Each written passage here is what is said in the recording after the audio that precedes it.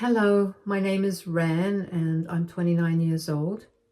The last few months have been a roller coaster, but I think it makes for a great story, so here I am. This is the story of how I got revenge on my entitled mother-in-law and sister-in-law, which led to them losing all of the things that made them entitled. Let me begin by telling you about myself. I am the child of a single mother. My mom, Gloria, worked hard to give me a good life. I remember the days when she would feed me as much as I wanted and she would barely eat. She started working for this huge company that provided a lot of services like catering and cleaning. She worked her way up from being a small-time janitor or being the head of the cleaning department. She's an amazing woman. And there's no one in the world that I respect and adore more than my mom, including my husband. With that introduction out of the way, this story starts off with me meeting my husband, Blake. Blake and I met through a dating app. We had amazing chemistry on text, and I will admit that I was very nervous to meet him in person. Eventually, I plucked up the courage to ask him out on a date, and he said yes. Thankfully, our chemistry on text translated perfectly in person too. Before I knew it, I was falling head over heels for this man, and apparently he felt the same way about me too. As the months began to pass by, I learned a lot about him. Blake came from a family where the women were very successful. The most successful one was his mother, Rita.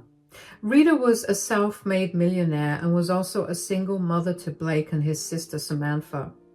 While Blake never got to live like a rich person when growing up, his sister definitely did.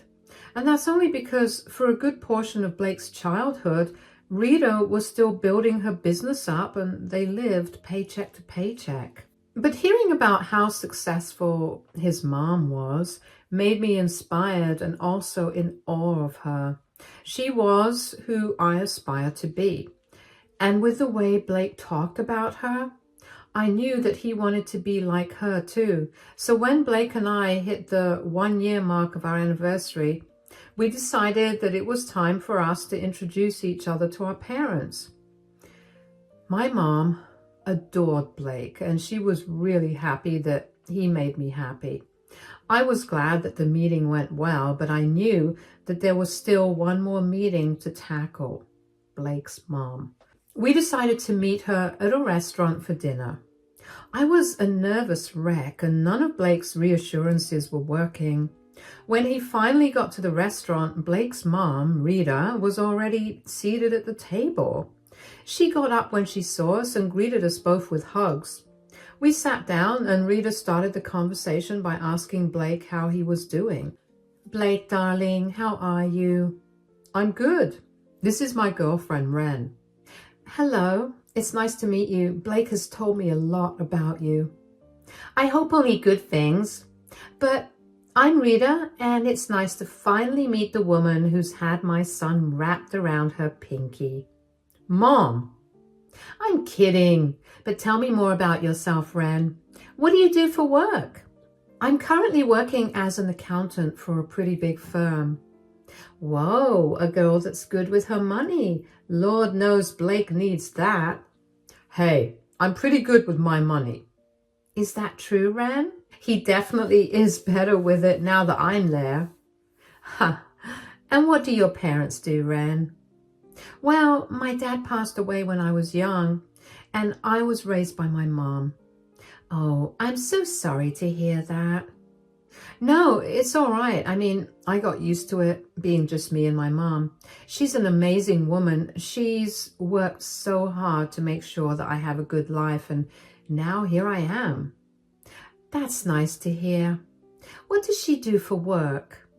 "Well, she works for a huge company that does all kinds of catering services, and she's part of the cleaning business." "Cleaning business?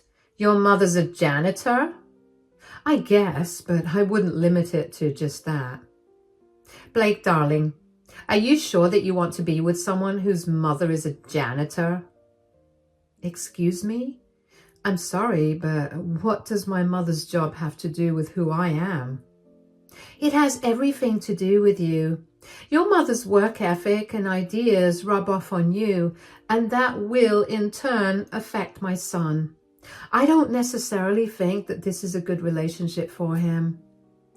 That's a disgusting attitude to have about this. Ren just told you about how her mother worked hard to give her this life, and now you're shaming her for it? Look, I truly applaud her mother for working so hard, but darling, you've been blessed with so much. I just don't see why you should mingle with people like them. People like them? Stop being so elitist. You were once part of the hard-working middle class, and it was only by chance that you got to where you are today. And I will not be speaking to you until you apologize and learn to treat Ren with respect. I was pretty much gobsmacked after my first interaction with Rita. I could not understand how one's perception of someone could change so fast.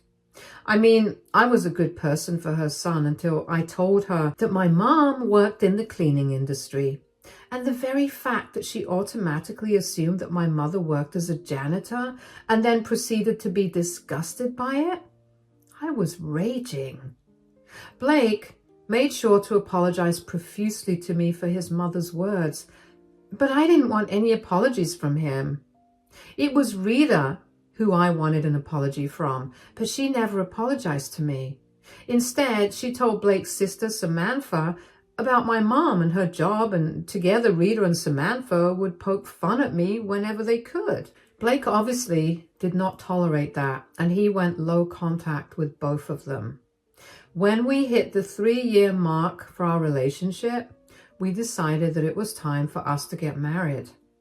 We didn't want a big, elaborate wedding, so we only invited our closest friends and family. I didn't want Blake to have a wedding that did not have his family present, so I forced an intervention. After a lot of talking, Rita and Samantha half-heartedly apologized to me. I knew that they did not mean the apology, but I just wanted no tension between us, so I let it go. Blake seemed happy with that too, so we invited them to our wedding.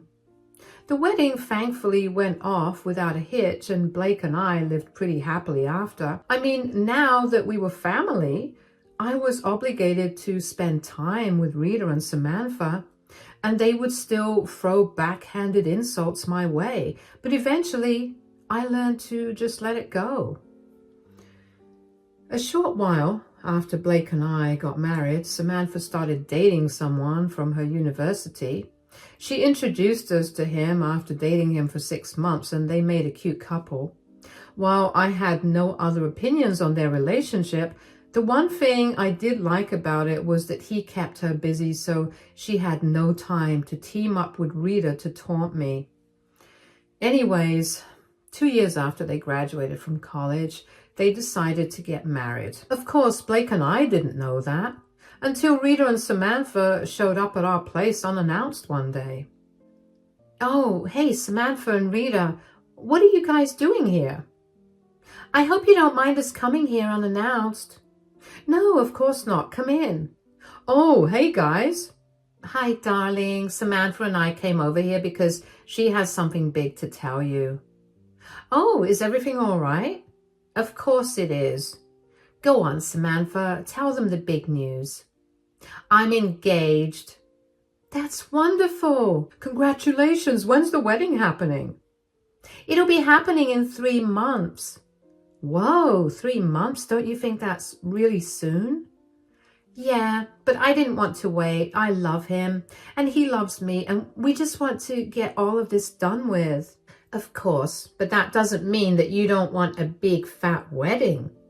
Oh yeah, I'm planning on having the biggest wedding bash ever. That's great. It's a once-in-a-lifetime moment. That is, if you do it right, of course. It's good that you're going to make it big. Yeah, believe me, it's a day that you'll remember forever, so might as well go all out. Yeah, and the thing is, I have just one more big news that I plan on revealing at the wedding. What is it? I'm pregnant. What? That's amazing. I'm so happy for you. Yeah, technically that's why I want to get married so fast. I mean, I still want to look skinny and pretty at my wedding, and this pregnancy won't let that happen unless I do it soon. Besides, I know that wedding planning can be stressful, and I do not want to deal with that when I'm heavily pregnant. Let me know if there's anything I could do to help you out. If there's any way that I can curb any worries, I'll do my best. Doesn't your mother work as a janitor? Really, Mom? Now? I'm only asking because Samantha could use that company's services for her wedding. Well, I mean, I could talk to my mom and let you know, but they can be a little expensive.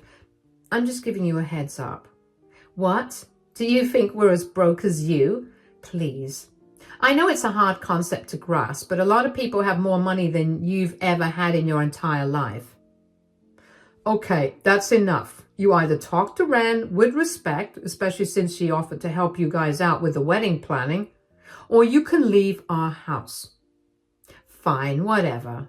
We bought champagne to celebrate. Hearing Rita talk to me in that way and having Samantha side with her hurt me a lot. There were so many things I wished I could have said, but I couldn't bring myself to do it because I was so worried about coming across as disrespectful.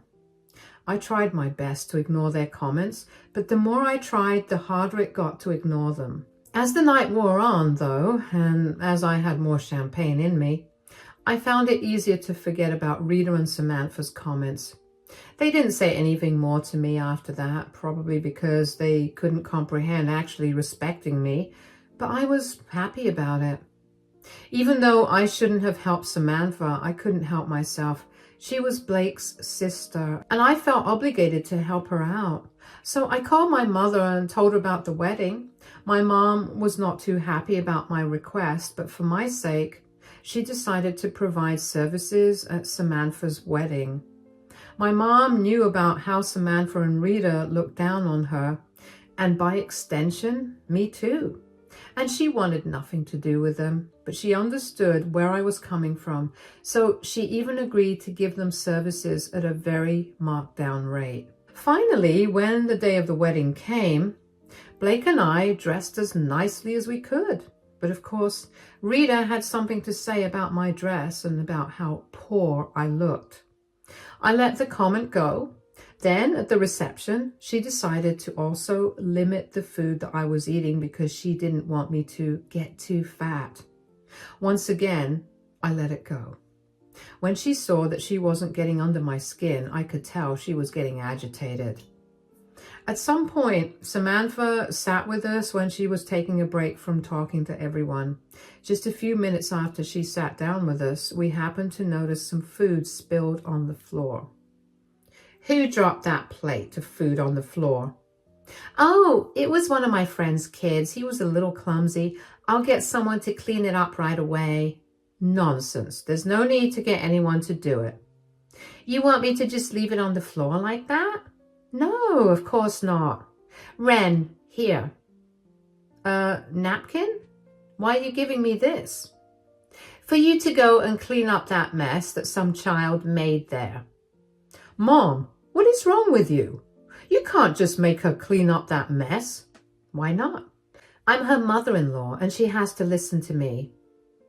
She actually does not. You have no reason to treat her this way. Oh, come on, Blake. There's nothing wrong with Ren helping clean up. She's a guest at my wedding anyway. You hired enough people to help you clean that up. I don't understand why Ren should clean it up. Are you really going against your mother here?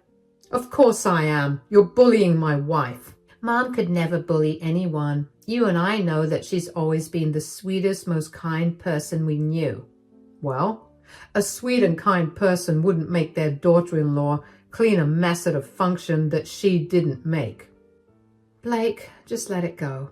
No, I'm not letting this go. You heard her, son. Let it go. She has more respect for me than you do, and that's embarrassing.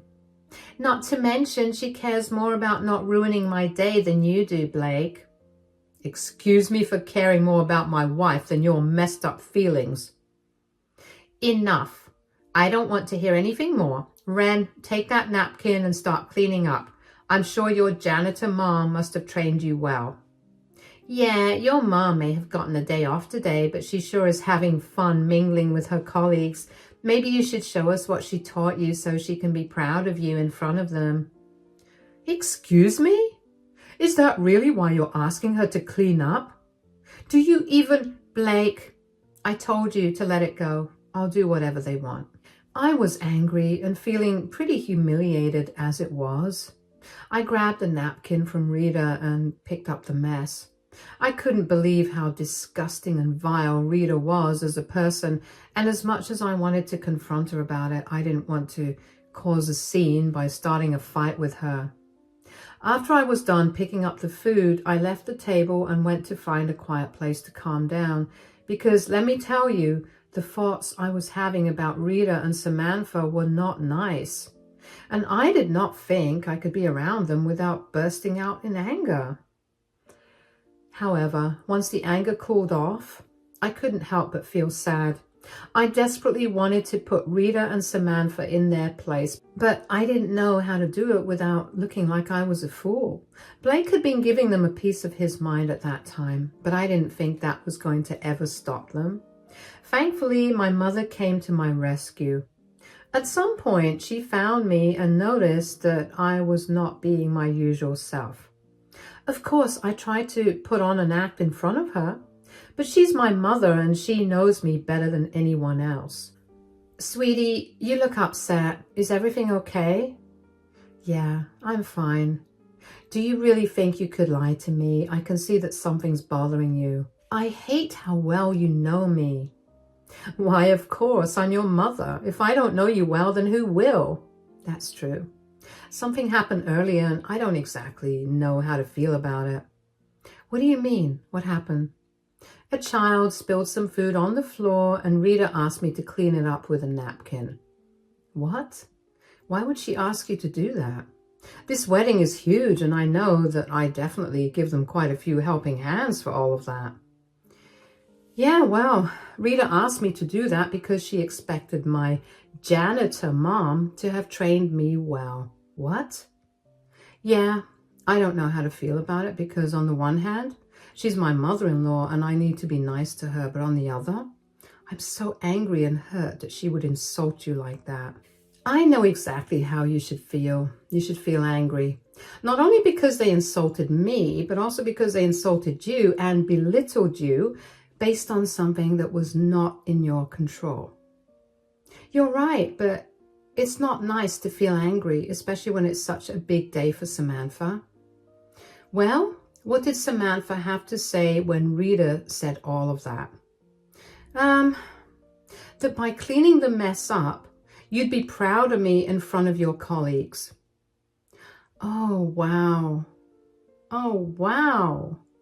Okay, sweetie, you are the nicest person I know, but I will not let you stand by and let them insult you or me this way. I don't want to do that either, but I don't know what to do. It's simple. When it's time for toasts, you're going to make one and you're going to reveal something about Samantha and Rita. I love that, but what do I reveal? I have nothing. But I do. Rita's check bounced and she doesn't have the money to buy this catering service. I gave it to her for free, but I haven't told her anything. Second, but most importantly, my crew found Samantha kissing the best man in the bathroom right after the reception started. Whoa, what? I'll get you the proof in a bit. And when you get it, you're going to expose them. I've had enough of my little girl getting bullied by her in-laws. Okay, they're coming to our table right now. Act natural, and in a few minutes, I'll leave. My head was spinning with the new information that I found out. I mean, it was one thing to find out that Rita's business was failing, but to find out that Samantha was cheating at her wedding, that was huge news. It almost felt wrong to tell it to everyone via a toast, but then after my mom left the table, Rita and Samantha kept giggling and making jokes at my mom's expense. And just like that, All of my inhibitions flew out the window and I was ready to wreak havoc on them. So I waited another half hour until my mom signaled me over to the bathroom. And once I got there, my mom told me that she had gathered the evidence and she had handed it over to the person managing the projector. She told me that as soon as I started speaking, the proof of Rita and Samantha's wrongs would be projected on the big screen for everyone to see. I will not lie, I'm usually terrified of speaking in front of a large audience, but hearing that made me excited. For the first time, I was giddy with excitement to make a speech. I couldn't wait to see what would happen to Samantha and Rita. But of course, I couldn't do something so drastic without letting Blake in on it. I managed to pull him aside and fill him in on everything that my mom had told me. Blake was shocked and disgusted. He couldn't believe that his mom was a fraud and his sister was a cheat. He was very angry with the two of them, so of course he was on my side when I told him about my plan. Finally, when it came time for me to give my toast, I opened by congratulating the couple on their marriage and then told everyone that I would have wished for a long marriage for them. But I couldn't. The entire hall erupted in murmurs. And that's when the picture of Samantha kissing the best man was projected onto the big screen. I swear, you could hear a pin drop after that. Samantha looked pale as a ghost, and the groom looked like he'd been smacked in the face because of how shocked he looked. I went to expose Rita's lies about her business too. I essentially talked about how it was no surprise that Samantha would lie and cheat, considering Rita was lying and cheating with her business. After my toast was done, Blake and I walked out of the reception hall hand in hand. It felt beyond amazing to stand up for myself in that way and also expose Rita and Samantha in the process. Because Blake and I didn't get to see the aftermath of my toast, my mom filled me in on it the next day. She told me that I had essentially started a storm and left before it all hit the ceiling. The groom left and Samantha was a crying mess. Rita was also crying as she spoke to a lot of people. Most of the guests left, and in the end, Samantha and Rita went home together. My mom didn't know all the details, but I found out about them soon enough anyway, because the next day, both of them showed up at my door. Thankfully, Blake was with me too. Oh, hey guys, what are you doing here? What are you doing here? Do you even know what kind of damage you've done to our lives? Last time I checked, I didn't do any damage to your lives. You guys were the ones that were hiding things, and all I did was expose you two for the frauds that you are. Why? What have we ever done to you? Really, Mom? Are you seriously asking what you guys have done to her? Is this because we asked her to clean up the floor at my wedding? That, along with all the times that you've belittled me and my mother, all because you couldn't stomach the fact that my mother was not as glamorous as you two are. Because she isn't. How did she even know about my bank statements? She's not supposed to be privy to that kind of information. That's a serious breach of contract, and I could get her fired, you know. I doubt you'd be able to do that. Oh, really? And why is that? Because she's the head of the cleaning department of the company. She was the one that approved of your wedding. And so she had access to everything that you had sent, including your bank statements. She gave you free service only because you were family, but clearly that was not a value that you guys seemed to carry. So she decided that she wouldn't stand for it. So you deliberately held that information from us? You're a lying, manipulative cheat. And no wonder, I can see exactly where you got it from. Okay, that's enough. You two need to learn to show everyone basic respect regardless of their backgrounds. You've faced the consequences of your actions and now it's time to learn from them. What's there for me to learn? I've lost my relationship, all because of your snooping, meddling wife and mother-in-law. Don't you dare blame Ren or Gloria for your gross actions. Take accountability for your disgusting ways. What about me? Do you have any idea how many of my investors were present there? None of them actually knew about how much loss the business was in, and now they're all pulling out and I'll have to shut my company down. If you knew you were running such a hefty loss, then you most definitely should not have been trying to humiliate Ren.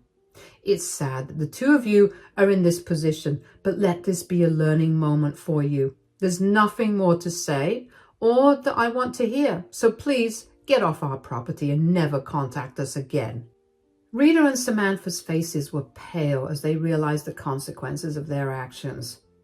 While they were struggling with their new reality, I was feeling like I was on cloud 9. I was finally free of their bullying and their constant belittling. I knew that I tolerated them for longer than I should have, but I only did it out of the respect for my family. I didn't actually know how much my speech affected their lives until much later, though. Samantha's fiancé contacted me to let me know how he had left her. Considering they hadn't been married for even just a few hours before he found out about her cheating on him, he was able to get the marriage annulled. He was afraid that it would be a long and draining process, but it wasn't. What was long and draining was trying to get Samantha to leave him alone. Thankfully, they hadn't joined any of their accounts before, and they were living in a rental. So splitting up was supposed to be easy, but Samantha was never one to make things easy. She tried to beg him to stay and forgive her for days, but when she found out that he wasn't going to listen to her, she took some other measures. The initial agreement they had was that he would move out and she could stay in the apartment until the lease ended. In the middle of her ex moving out, she decided that she needed to keep his things hostage so he couldn't move them out. She locked his things in the spare bedroom and refused to give him the keys to it. When that didn't work either, she decided to change the locks to the apartment so he could no longer enter and take his things when she wasn't home. Of course, this did not fly with either her ex or the landlord, so she was kicked out and her ex was able to move out in peace. But that didn't stop Samantha from constantly trying to get in touch with him. He ended up having to get a restraining order against her. And with that information in my hand, I knew that Samantha would need someone to pin the blame on. And just as I had predicted, she came to me about it. She flooded my phone with messages about how I was a horrible person for destroying her relationship, and a lot of the messages were so vile that I don't think it's right for me to repeat them. As for Rita, well, her company was apparently undergoing a huge loss for a long time, but she had been forging records to keep the investors and stockholders with her. So with the loss of her investors, she was essentially broke. She had to sell her business and her house to make up for the loans. She's struggling to find another job, but thankfully she hasn't approached either Blake or me to insult us, like Samantha has. The last thing I heard about them was that they were living together and barely making ends meet. While I should feel some sort of sympathy for them, I simply can't bring myself to do that. I mean, they brought this on themselves for looking down on someone and insulting them for the hard work that they'd done. My mother raised me to always help those in need, but I think I'm more than okay not doing that for Rita and Samantha. Blake and I are finally living the life we've always wanted, free of drama and toxicity. We never realized how much of an impact Rita and Samantha were making on us until they were gone. And let me tell you, this is what relief feels like. I no longer have to tiptoe around conversations, nor do I have to be ashamed about anything in my life. I'm happier now, and that's the best feeling. I'm so excited to see what more life has to offer me. So here's to hoping for only the best of all things. Hello, my name is Luna, and I'm 34 years old. Today, I want to tell you about the most tragic yet hilarious thing that has happened to me. Consider this a way for me to honor my late sister-in-law, because even when she was facing her end, she still managed to find humor in it. Let me begin by first telling you a little about my brother Leo. Leo is my younger brother. Growing up, he was my best friend, but as we got older, we each went our separate ways. Although we still made it a point to meet up with each other once a week. When Leo got to college, he began to do things that I didn't necessarily approve of. I'm talking partying till the sun rises almost every day, barely attending his classes, and constantly moving from one woman to another. Now, I know this is college life, but he had always been a studious kid, and seeing him go down that path made me nervous about his future. He also went from being a kind and empathetic kid to being a superficial jerk. I only didn't say anything because, as far as I knew, he was being as safe as he could and he was abiding by the law. Fast forward to a few years after Leo graduated, and he had thankfully cleaned his act up. He had a great job, and he also had a girlfriend who he was with for a whole year before he introduced me to her. Her name was Alice, and she became my sister-in-law after they married 2 years later. Alice and I quickly became great friends after Leo introduced us to each other. She was a very funny and intelligent woman. We had a lot of common interests, and not to mention she made Leo happy and also made him into a better person. She was amazing in my eyes. However, after a year of marriage, Alice got into a horrible car crash while on her way to work. I still remember how distraught Leo had sounded on the phone when he called me to tell me about what had happened, and I still get goosebumps just thinking about it. Alice spent a long time in the hospital, and when she finally came out, the doctor told us that she would live. We were so happy, but that was momentarily shut down because the doctor also told us that she would be paralyzed from the waist down. Leo cried a lot that day, and it was not easy on all of us. It took a long while for Alice to recover, and when she was finally discharged from the hospital, Leo was tasked with taking care of her, considering he was her husband. I remember Leo asking Alice's mother, Maxine, if she could take care of Alice, but she regretfully told him that she couldn't because she had 2 young kids to look after. I remember thinking that it was odd that Leo would try to pass off taking care of his wife, but I didn't pry too much because I didn't think it was my place to do that. In hindsight, I think I should have pried, though, because only 2 months after Alice got discharged from the hospital, she called me crying. She told me through sobs that Leo wasn't around and that she was covered in her own excrement. I rushed over and I helped clean her up. Okay, I've cleaned you all up. Thank you so much, Luna. You don't know how much you've helped me. Oh, hush. You're like my sister and I want to help you. I don't know how else to repay you, though. I know how you could. Maybe you could tell me why you're all alone.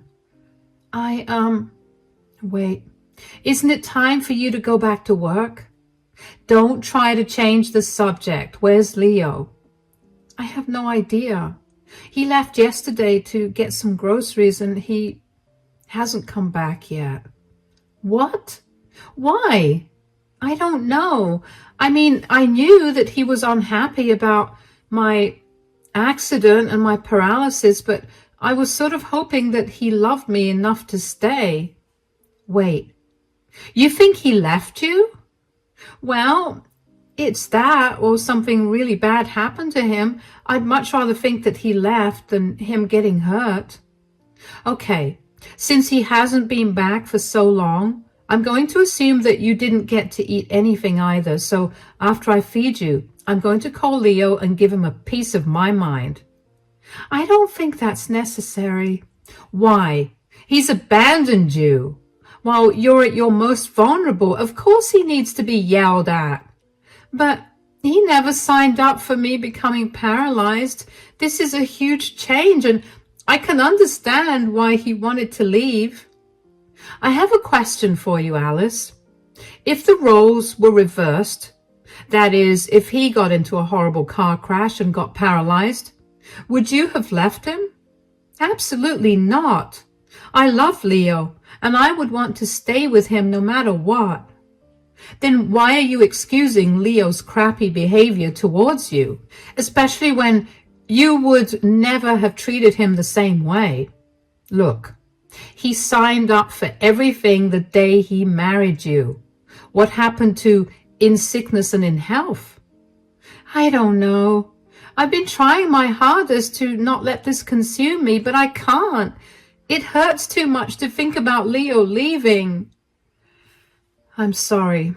I got all upset at you. I'm not. I'm just so mad at Leo for doing this to you. I can't even begin to imagine what you're going through. It's hard. I haven't cried at all since he left, and I don't want to either. I mean, aside from the hurt, I feel so mad at him. You're right. There's no reason for me to excuse his behavior, but not excusing it is just hurting myself with the truth. Hey, it's okay. You know what? Why don't you come to live with me? That way, I can take care of you and you're no longer alone. I don't want to be a burden on you. You are never a burden, Alice. And that was a rhetorical question. You're going to come live with me. Thank you so much. You really are an angel. Words cannot even begin to describe how upset I was at what Leo had done. But before I could confront him about anything, I needed to make sure that Alice was doing all right. I fed her some food and gave her plenty of water to drink. When that was done, I helped her get back in bed and made her get some sleep for a while. I then went around the house and packed a few of her things up. I was not going to let her live alone. The only reason I didn't move there was because I figured Alice would have a better chance of feeling better if she didn't live in a place that was filled with memories of her and my stupid brother. After Alice had woken up, I helped her get in my car and off we went back to my place. Over the next 2 weeks, Alice was practically a mess. I watched her transform from being a person full of life to someone who was just a shell of her former self.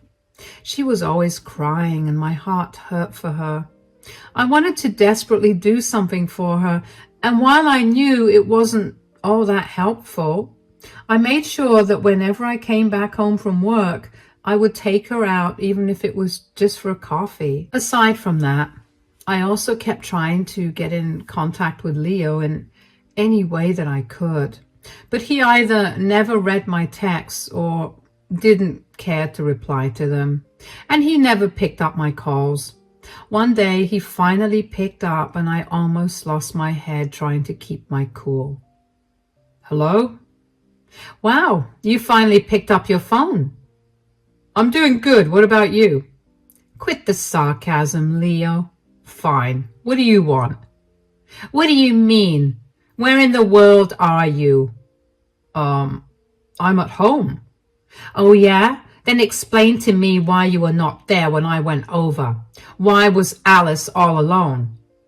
Oh, wow. You found out fast. Are you going to explain yourself? I don't see why I have to.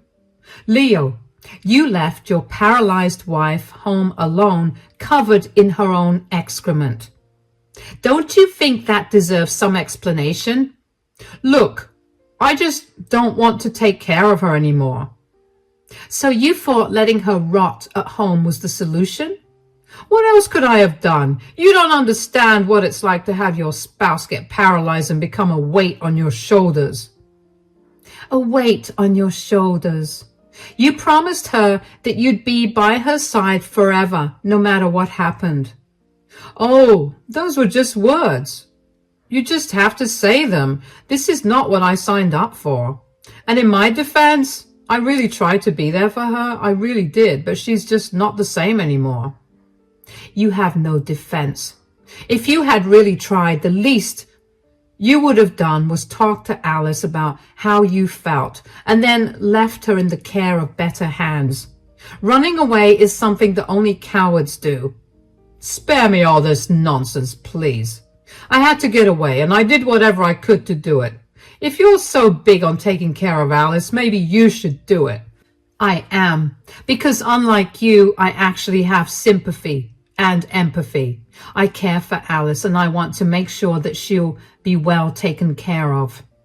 Well, I wish you nothing but luck in doing that. You can talk all high and mighty now, but give it a few months and you'll see exactly why I left. Alice could never stop whining and crying. It was torture. What do you expect from someone who has just been through something so horrific? She needs her space to heal, and you should have given her that. You've done nothing but add on to her trauma. Whatever. I don't care about her now anyway. I'm moving on to bigger and better things. Goodbye. I couldn't believe that my brother could be so insensitive and so inhuman. I was so in shock that I didn't even know how to react to what had just happened. I know I kept a rather level head while on the call with him, but on the inside I was shaking with rage for Alice. When Alice asked me later on if I was able to get through to Leo, I didn't know whether I should lie or tell her the truth.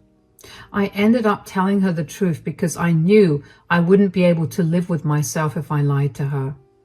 I guess hearing about that phone call woke Alice up from her heartbreak. She went from being mopey and sad about being left to full-blown hating on Leo. Whenever she could, she would make these hilarious digs at Leo, and I never saw her cry over him again. She gradually returned to her older self, full of life and laughter. Alice tried to get a divorce from Leo, but he never responded when he got served with the divorce papers. If Alice wanted to pursue the divorce, it would have taken a lot of money, which she did not have considering all her medical bills, so she just let it be. Time went on and Alice and I became the best of friends. It felt nice to come home to a not empty home. The first year and a half of living together was great, but then everything started to go downhill. It started with Alice getting a cut on her leg, which she obviously didn't feel. I didn't see it because she always had her legs covered, and she usually didn't need my help getting dressed or taking a shower. Alice must have seen it, but she didn't think it was a big deal. The point is that the cut went unnoticed for 2 weeks, and unfortunately, it got infected. I'm going to spare you all the gore, but Alice's body was too weak to fight the infection, and she was quickly put in the hospital. The infection had spread too far for anything to be done to stop it. The doctors gave her a few weeks to live. I was devastated. I knew that Alice was too, but she kept a brave face for everyone that visited her. Only I caught her crying at night, and it took everything in me to not break down at the sight of it. The very last thing that Alice made me do for her included hiring a lawyer for her so that she could create her will, and then asking me to sit by her side till she breathed her last breath. The first one was easy. The second, not so much. I was pretty much inconsolable for the first few days after Alice passed away. Her funeral was quickly arranged, and her entire family flew out to attend it. After the funeral was done, some of her family members stayed back, and I let them stay with me. We were all grieving, and even though I didn't know them all very well, it felt nice to not be alone in my grief. I had almost completely forgotten about Leo until he showed up at my house just a week after Alice passed away. "What are you doing here? What do you think? I heard Alice passed away. You feel guilty about it now? Well, it's pointless." "I don't feel guilty about it at all. I feel great. Ever since I left her, life has treated me real good." "You are a piece of work. Get out. I don't want to see you or ever hear from you again." "Please don't be so dramatic. I'm here for only one thing." "What is it?" "I'm here to collect my inheritance." "Inheritance? You came here for that?" "Well, I got a call from Alice's lawyer, and she told me that Alice left me something in her will, and that something is $50,000. You You're lying. She hated you. Why would she leave you so much money? Clearly, she didn't hate me enough. Did she leave you anything? No, but I don't care for any of that. That's a shame. Why? The most valuable thing she gave me was letting me be a part of her final moments. That's something that no amount of money will ever compare to. Yeah, I'd like to see those precious final moments of yours pay the bills. Look, you need to leave. Everyone's grieving right now, so why don't you come back in a few days and collect whatever you need to? No, I came here for one thing and I'm not leaving without it. I can't help that you're jealous of what I got. I'm not jealous of you at all. I know that I'm a way better person than you, and that's enough for me. Please, I know you're upset that Alice didn't leave you anything. I mean, you spent 2 years taking care of her like a fool, and she left you nothing. Leo, please get off my property right this instant. I will call you when her inheritance is announced. What if I say no? Is her lawyer present there? I want to speak to her. No, only a few of her family members and a few friends are here. You need to leave before you upset anyone. Everyone here hates you with a passion, so leave. Fine, whatever. But this is not over. I'm going to talk to her lawyer and see exactly what she's left to me. And then I'm going to flaunt it in your face till you cry. You're going to regret calling me a horrible person because you're going to see Alice for the monster she truly was. I couldn't believe the nerve that Leo had to show up at my doorstep 2 years after he abandoned Alice. And only to get his inheritance. It took every ounce of self-restraint to not punch him in the face. I slammed the door in his face and went back into my house. What was more upsetting to me was that Alice actually left $50,000 to him. I knew how much she hated him more than anyone. Then why would she have felt the need to leave anything at all to him? I mean, sure, he was still legally her spouse, but surely that didn't mean that she had to leave him something, right? I couldn't keep thinking about it, though, because the more I thought about it, the more upset I got. And I was sad enough already. I didn't expect Alice to leave me anything at all. I really didn't. Living with her for the last 2 years didn't feel like a burden at all. It just felt like I was living with my best friend. But at the same time, I couldn't help but feel disrespected because she left Leo with such a huge amount of money. Anyway, over the next 2 days, I tried to put those thoughts out of my mind. I was also trying my best to get through the grief of having lost Alice. But then I got a call from Alice's mother, Maxine. Hi, Alice, are you free to talk for a few minutes? Yes, of course. How are you doing? Well, I'm getting by, I suppose. What about you? Same here. The house feels so empty without Alice here. Thank you so much for helping her out, by the way. If I didn't live so far away and have 2 young children to take care of, I would have helped her out myself. You don't have to thank me for anything, Maxine. Alice understood your troubles and never wanted you to feel bad about not being able to help her out. It's okay. I'm just glad that I was able to help Alice out. Alice was right. You're an amazing person. It's a shame that you're related to that disgusting brother of yours. I know. And I'm so sorry that Alice had to go through all of that with him. I never thought that he was capable of being so inhuman. You have nothing to worry about. Besides, if Alice hadn't met her brother, then she would have never met you either. That's one way to look at things. I called you to tell you something, though. Oh, what is it? So, did you see Alice's will? No, but I don't think she left me anything. What are you talking about? She left you her house. What? But the other day, Leo came over and gloated about how Alice had left him $50,000 and nothing for me. Wait, how did he find out about that? Apparently, Alice's lawyer called him to tell him that. Oh, good. She followed Alice's orders. I don't get it. What's going on here?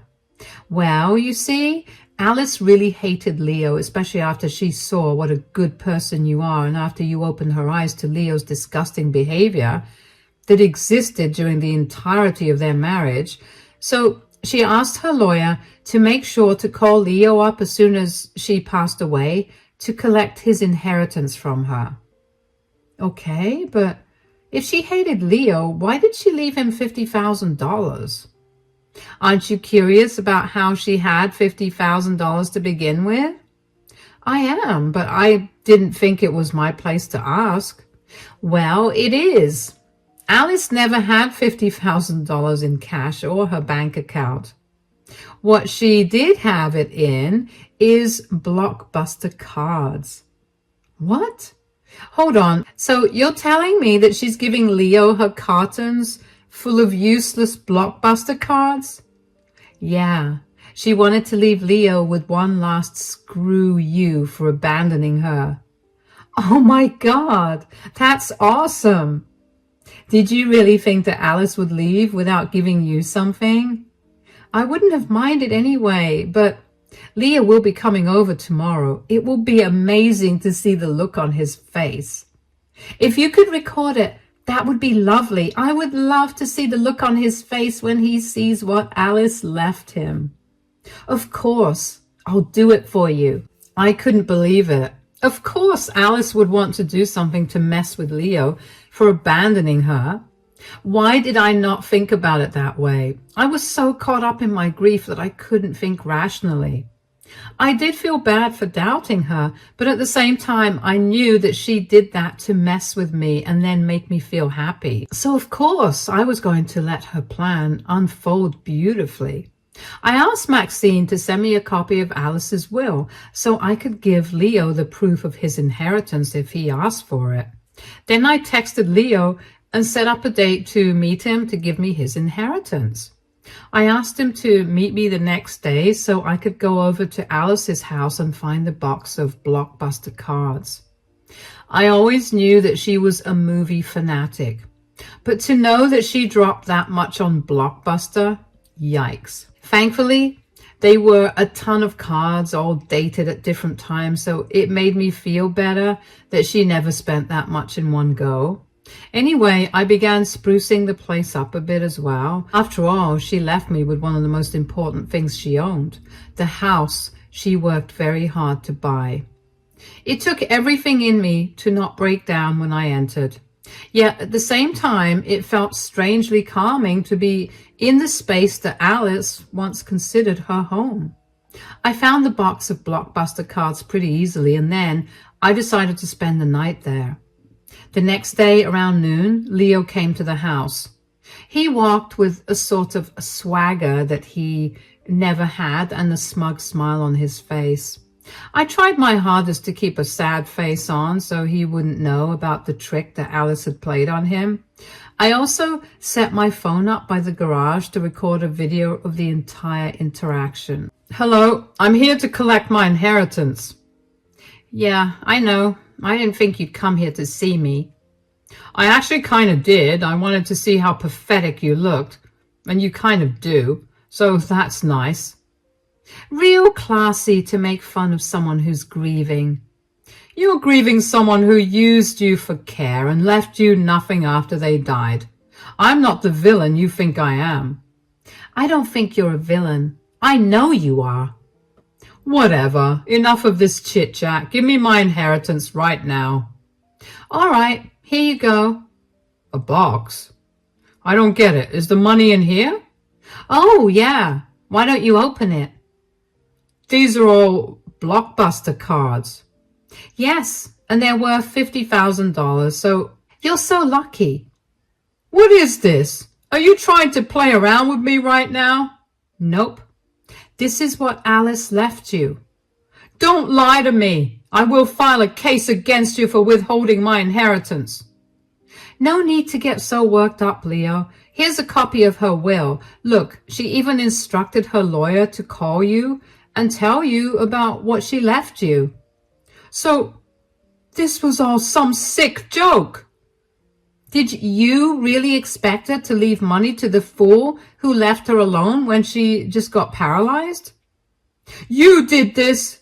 I know you must have been the one to tell her to leave me this joke. Believe me, Leo, I didn't do any of this. Besides, I could never come up with something this funny.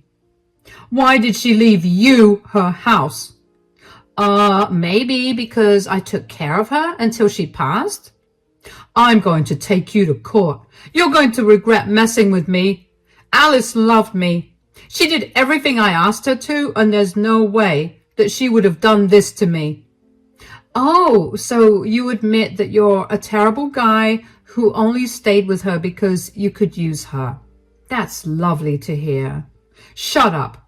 The next time you hear from me, it's going to be by my lawyer. You better be prepared. Do your worst.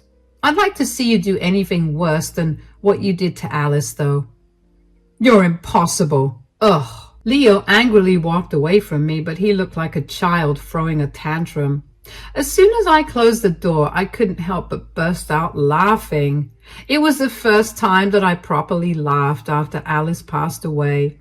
It made me feel good because, in a certain way, it felt like Alice knew that it would be the best way to cheer me up, and it really did. I don't know why Leo thought that Alice would have actually left him all that money. Leo really stuck to his word and tried to take me to court for influencing Alice to change her will, so I lawyered up as well. Before we could file an official complaint in court, though, our lawyers thought it would be best to see if we could settle our issues without involving the state by holding a meeting for all of us. While at this meeting, I showed Leo's lawyer all the proof I had against Leo.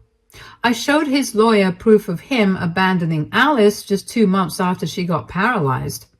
I showed proof of how Leo never helped Alice financially even after he left. And most importantly, I showed the lawyer the video of the day that he came over to collect his inheritance. Needless to say, his lawyer did not want to take up his case after that. If anything, if Leo did take the case to court, he'd be held in contempt for abandoning his spouse and not helping her out financially.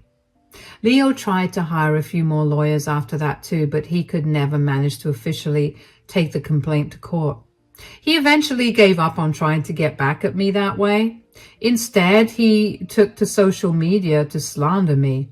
He made a lot of posts on Facebook that were essentially rants about how I was the worst sister and how I manipulated his late wife into leaving him nothing. Now, when I initially recorded our interaction on the day that Leo came to pick his inheritance up, I had only shared with Alice's mother, Maxine, which, by the way, we both shared a hearty laugh over, and the only other people that saw the video were my lawyer and the few lawyers that Leo involved when he tried to file a case against me.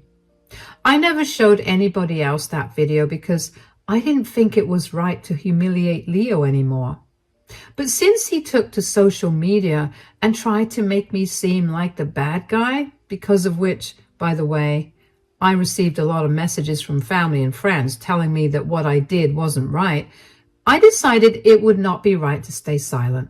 So I posted the video on my account and then swiftly blocked Leo. Everyone that once criticized me was quickly on my side, and they even apologized for assuming things without asking me about my side of the story. Leo's in hot water with everyone, and from what a lot of our family members have told me, a lot of them have cut ties with him. It turns out he had lied to them about how he'd been taking so much care of Alice. He told them that he had to move to another state for work and left her in my care. Everyone had been praising him, but none of them knew the truth.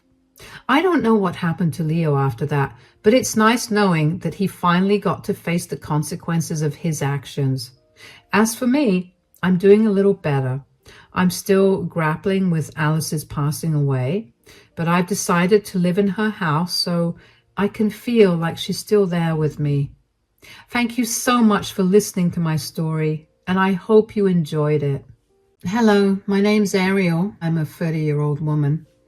These last couple of months have been the hardest months of my life, but I'm gradually getting through it all. I thought I would come on here and share my story with whoever is willing to listen. So here I go. I met my now ex-husband, Matty, through a dating app. We had great chemistry over text and we shared similar ideals. We seemed perfect on paper, so I decided to give him a shot and we went on a date. That one date turned into many more until we were officially together. At the time that Maddie and I started dating, I got a pretty big promotion at work. I had already been saving up at that time to buy myself a house, and a few months after I got my promotion, I managed to buy my first house. It was a pretty house and it was everything I had ever dreamed of. And when Maddie and I hit the 2-year mark of dating, we decided to move in together. Since Matty lived in a rented apartment, the rational option would be for him to move in with me. That's exactly what we did. Our relationship was going beautifully and I was in a very happy place. I think I was only that happy up until the month leading up to our wedding. You see, Matty's parents were not the nicest people, to say the least. I got away with barely meeting them a lot because they lived in another state. Matty and I would only go over there during family holidays and we'd stay there for a maximum of 2 weeks. Even though I was only there for 2 weeks, every single time it felt like I was there for much longer. Maddie's parents, Eddie and Sasha, always treated me like I didn't exist at all. It used to bother me a lot. And when I say that they treated me that way, I mean that Sasha would always forget that she had to cook for 3 people instead of 4. And she would always call everyone down for dinner while I was in the middle of doing something like taking a shower or doing something for work. So that meant that I went without dinner. She'd do this every day. And when I caught on and kept my evenings entirely free, Sasha openly told me to make my own dinner because she didn't make enough for me. Eddie was not any better. Aside from backing Sasha every time, he would also do things like plan fun days out, but conveniently exclude me from them. So some mornings I'd wake up and the house would be empty. There would be one single note from Matty telling me that they'd gone out. Needless to say, I was always ready to get out of Eddie and Sasha's place. They always made me feel like I was unwelcome guest, and I didn't like that. I would cry to Matty about it, and he would tell me that it was just the way his parents were, that there was nothing wrong with me, yet it never explained why I deserved that treatment to begin with. I should have considered how Matty never stood up for me before I got married to him. But unfortunately, I didn't give that much thought because I figured that we wouldn't have to meet Eddie and Sasha as much even after marriage. Well, I was very wrong about that. After Matty and I got married, things only got worse for me. Suddenly, Eddie and Sasha were inviting us out everywhere. Cruises, vacations, big family gatherings, you name it, we were invited. And Matty could never say no to them. We were lucky that both our jobs allowed for remote working, so Matty would often say yes to his parents' invitations. While I did initially look forward to these events, I gradually came to despise them.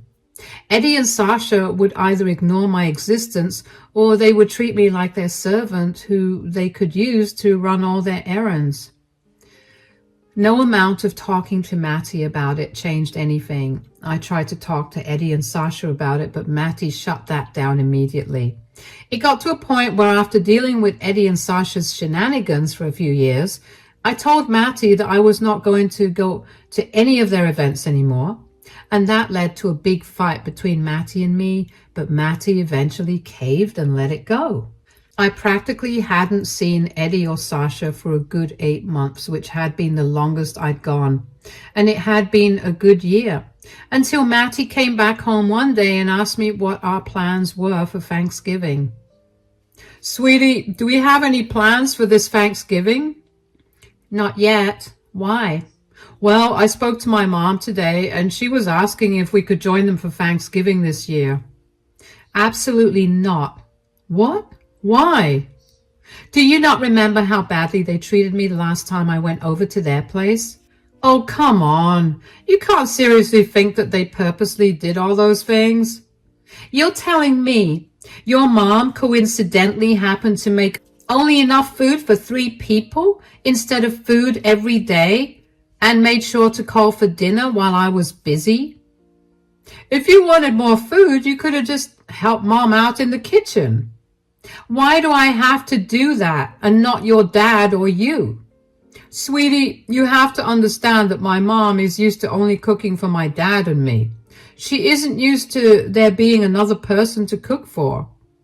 I've seen her cook a perfectly good amount of food when her 3 best friends came over.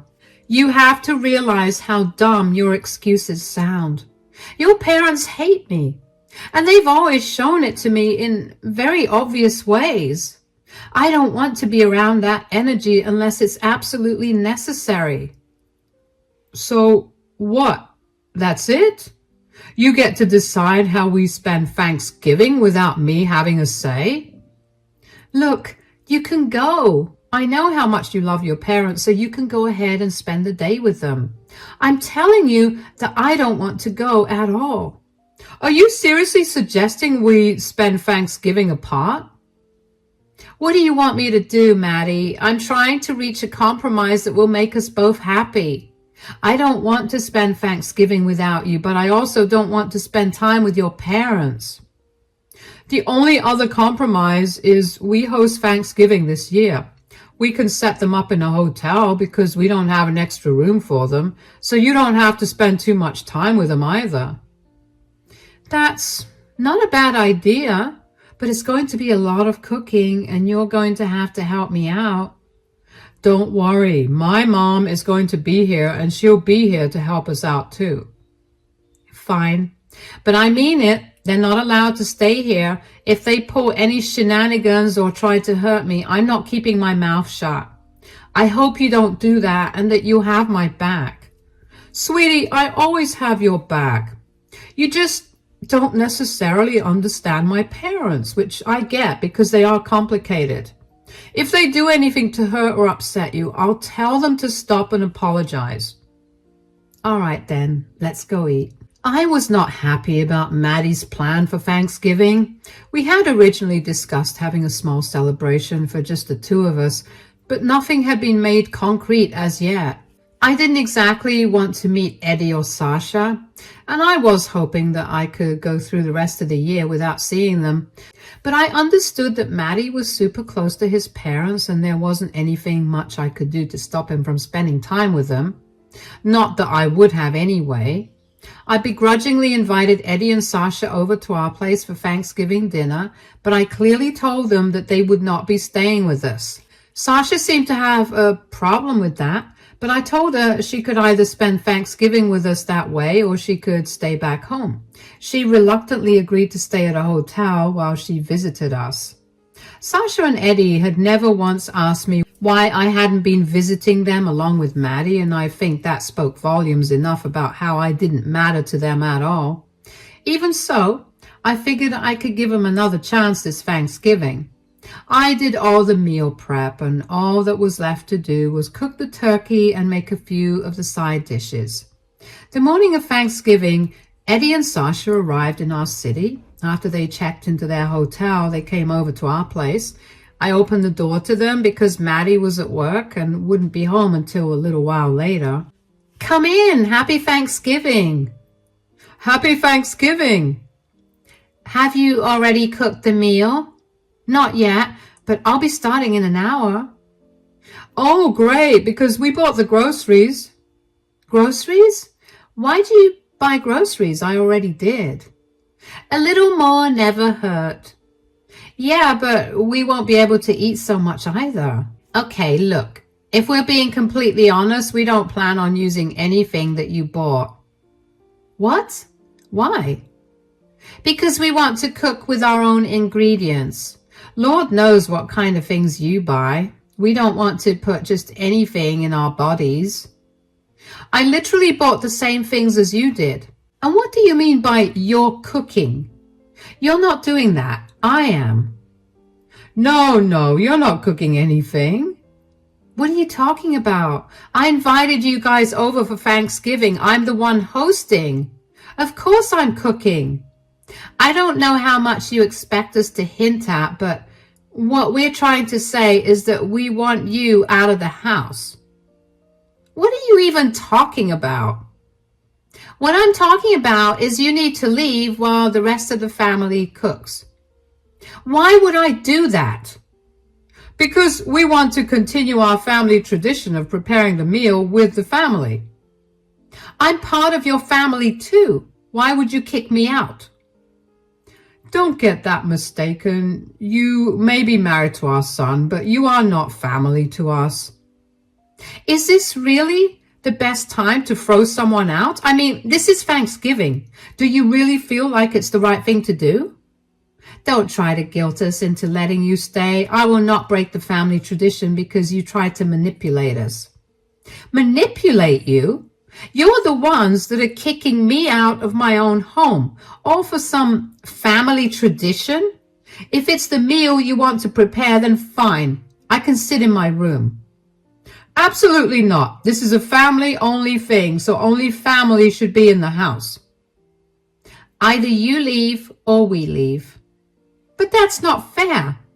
Matty has been so excited to see you guys and to spend time with you. Exactly, and we want to spend time with our son, not you. So make your decision. And you think Matty will be okay with me not being here? The whole reason he invited you guys out here is because I refused to go to your place. He wanted to spend time with his wife and his parents. My poor child has been forced to choose between his parents and his wife. This is exactly why we want you gone. He's always on edge because of you, and we just want him to relax. Don't worry about what he thinks. I know my son, and I know that he'll be happy that we're going to spend some quality time together. Just the three of us. Now get out. Stop trying to push me out of my own house. Then leave so we don't have to use force. I practically stormed off outside the house after that. I got in my car and drove until my rage calmed down a little. I couldn't believe the audacity that Eddie and Sasha had to kick me out of my own house. I knew they never considered me their family, but to hear them actually say it both stung and made me irrationally angry. If I wasn't family to them, and if they knew that they wanted to follow their family tradition, why they agree to me hosting the Thanksgiving dinner? Why did they let me do so much work only for me to not be able to sit in my own house? I was livid. I didn't call Matty up immediately because I wanted to collect my thoughts. The last thing I wanted him to say was that I was being overdramatic and reading into the whole thing too much. After about an hour, I finally calmed down, so I picked up my phone to call Matty, but he called me instead. Hey, darling, I'll be home in an hour. Have my parents reached there yet? Oh, yeah, they did. All right, tell them I'll be home soon. I actually can't do that. What do you mean? They kicked me out of the house. What? What do you mean? They said that they wanted to continue following some family tradition where the entire family cooks together for Thanksgiving.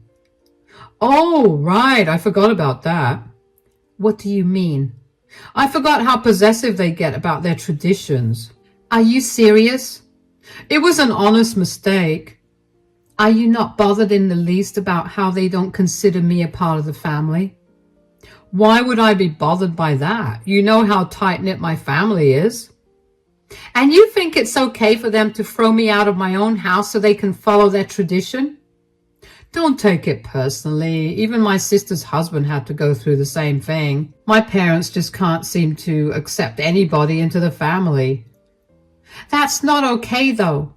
I'd be okay with it if the dinner was being held at their house. I have no say in their house. But in my house, that's not okay. You need to talk to them about it. I know you're upset, but you need to let it go. My parents are only doing what they can to keep our family together. Yeah, by throwing me out. I don't care what their reasoning is. You need to talk to them about it. What do you expect me to say? Mom, Dad, Ariel was complaining about how unfair it was that you kicked her out of the house and she wants you to let her back in. Because if I say that, let me tell you, it won't do anything. So you're not even going to try? You're just going to let them treat me this way? This isn't that deep, Ariel. Just let it go. It's not like they told you that you can't eat dinner with us. You know what? You've never once stood up for me against your parents. You let them treat me like I'm garbage all the time, and you always come up with pathetic excuses for their behavior.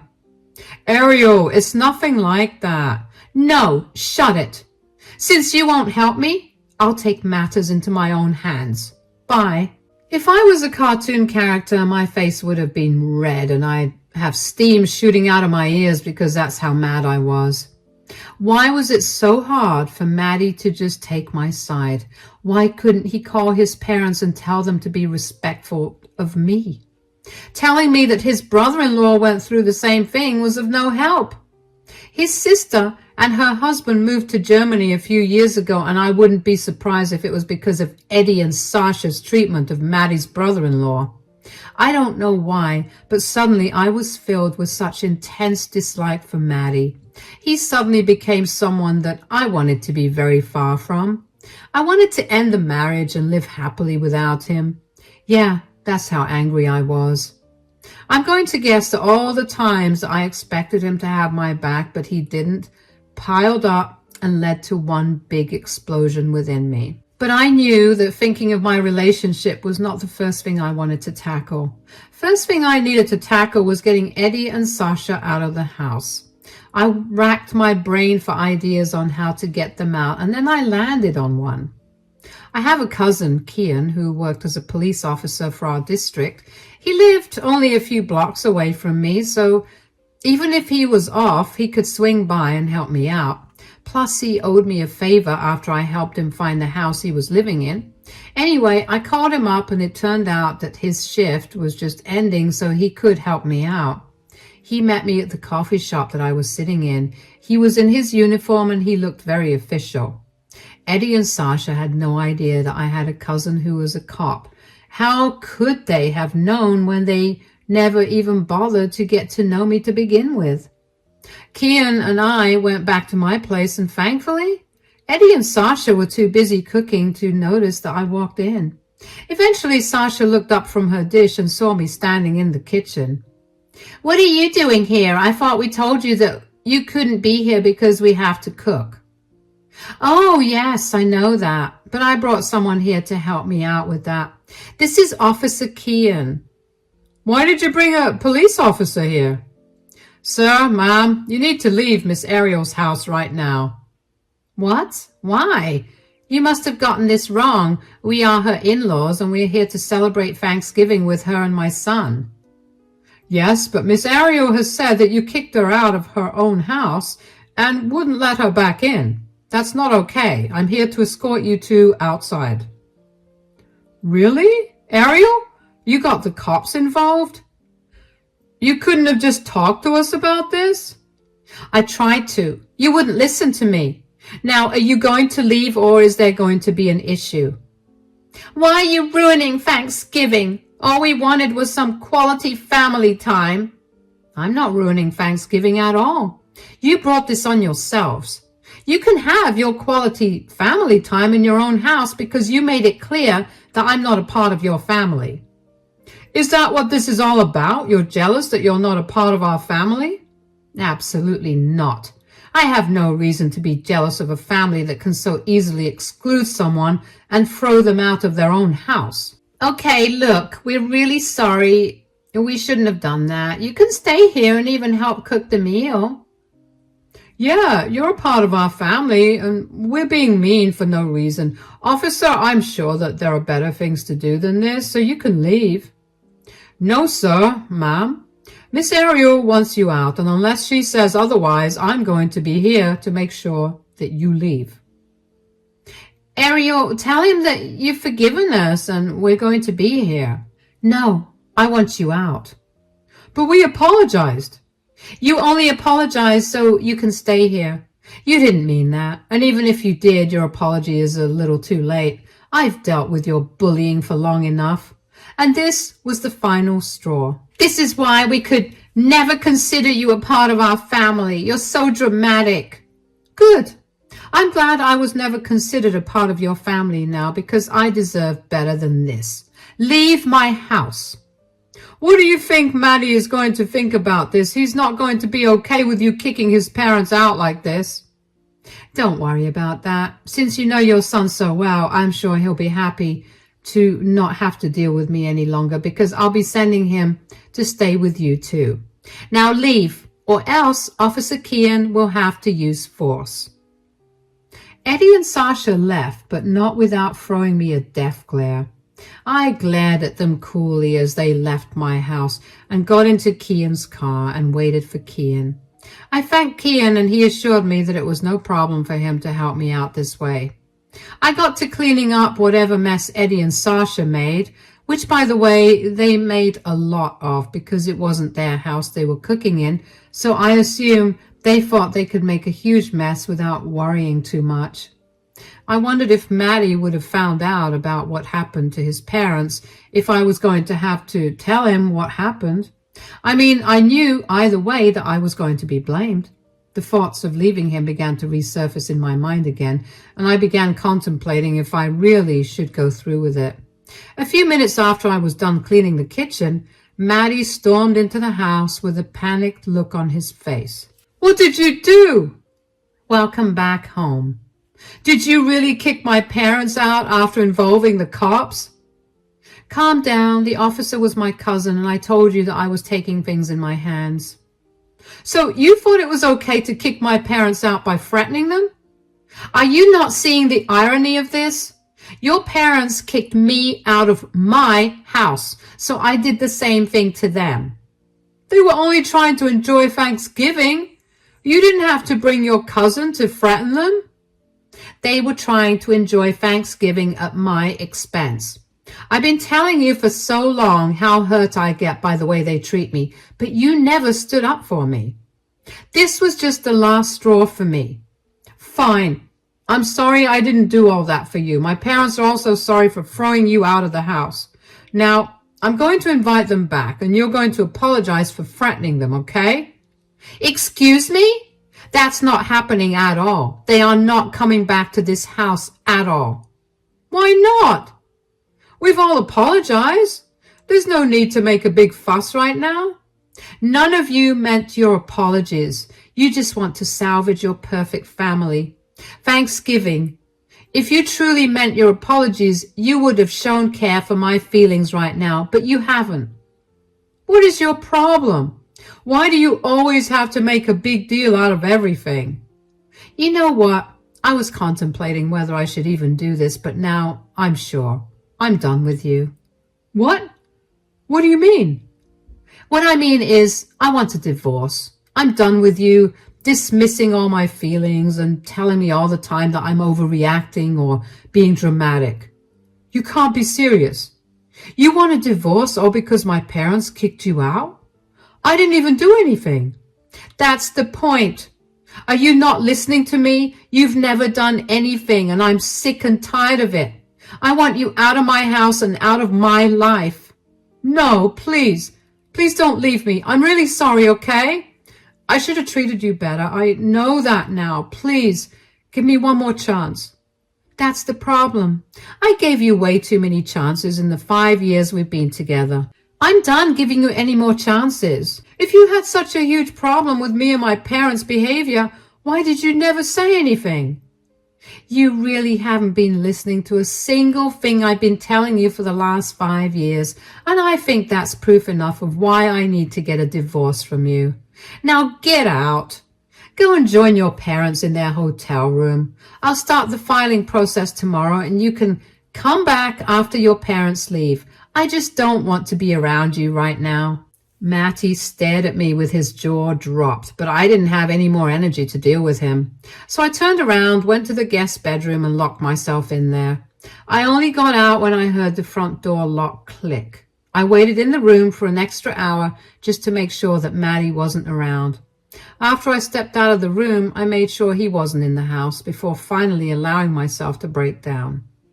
I know I sounded all gung-ho and tough while I was dealing with Maddie and his parents, but everything that happened that day had a deep effect on me. I tried my best to shoulder on and make sure I didn't let any of them know that I was really affected by their words and actions. Thankfully, I held up pretty well. After I let myself cry, I had my dinner and promptly fell asleep. I woke up the next morning with a plan of action in mind. First thing I did was get in touch with a lawyer. I needed to start the divorce process, and I needed to figure out what the costs and impacts would be. Thankfully, since I owned the house before I got married to Maddie, I wouldn't have to give him anything. Maddie and I had equal income, so there was no need for any alimony. The only cost was the fee of the lawyer, and I had more than enough for that. I filed for a divorce, and I was finally beginning to feel free. Maddie never stopped calling and texting me after I asked him to leave that day. Even Eddie and Sasha reached out to me and told me that Maddie was mad at them for ruining his marriage. They begged me to take Maddie back, but I ignored them. Why should I listen to them when all they did was make me feel miserable? I hope that seeing Maddie that way helped them realize that their actions had consequences. Maddie came back home after 5 days, and he got on his knees to beg me to not leave him. He was bawling, and while my heart hurt for him, I did my best to keep a stoic face. I told him that my tears never moved him to talk to his parents, so his tears aren't doing anything to me either. I left him to pack all his things up and get them ready for when he'd have to leave. I got the divorce papers and handed them to him. I also got an eviction notice that I served him, which I gave him 1 month to vacate the house. Maddie threatened to not sign the divorce papers, but I laughed in his face. If he didn't sign them in 30 days, it would be up to a judge to decide, and I had enough evidence to prove Eddie and Sasha's treatment of me.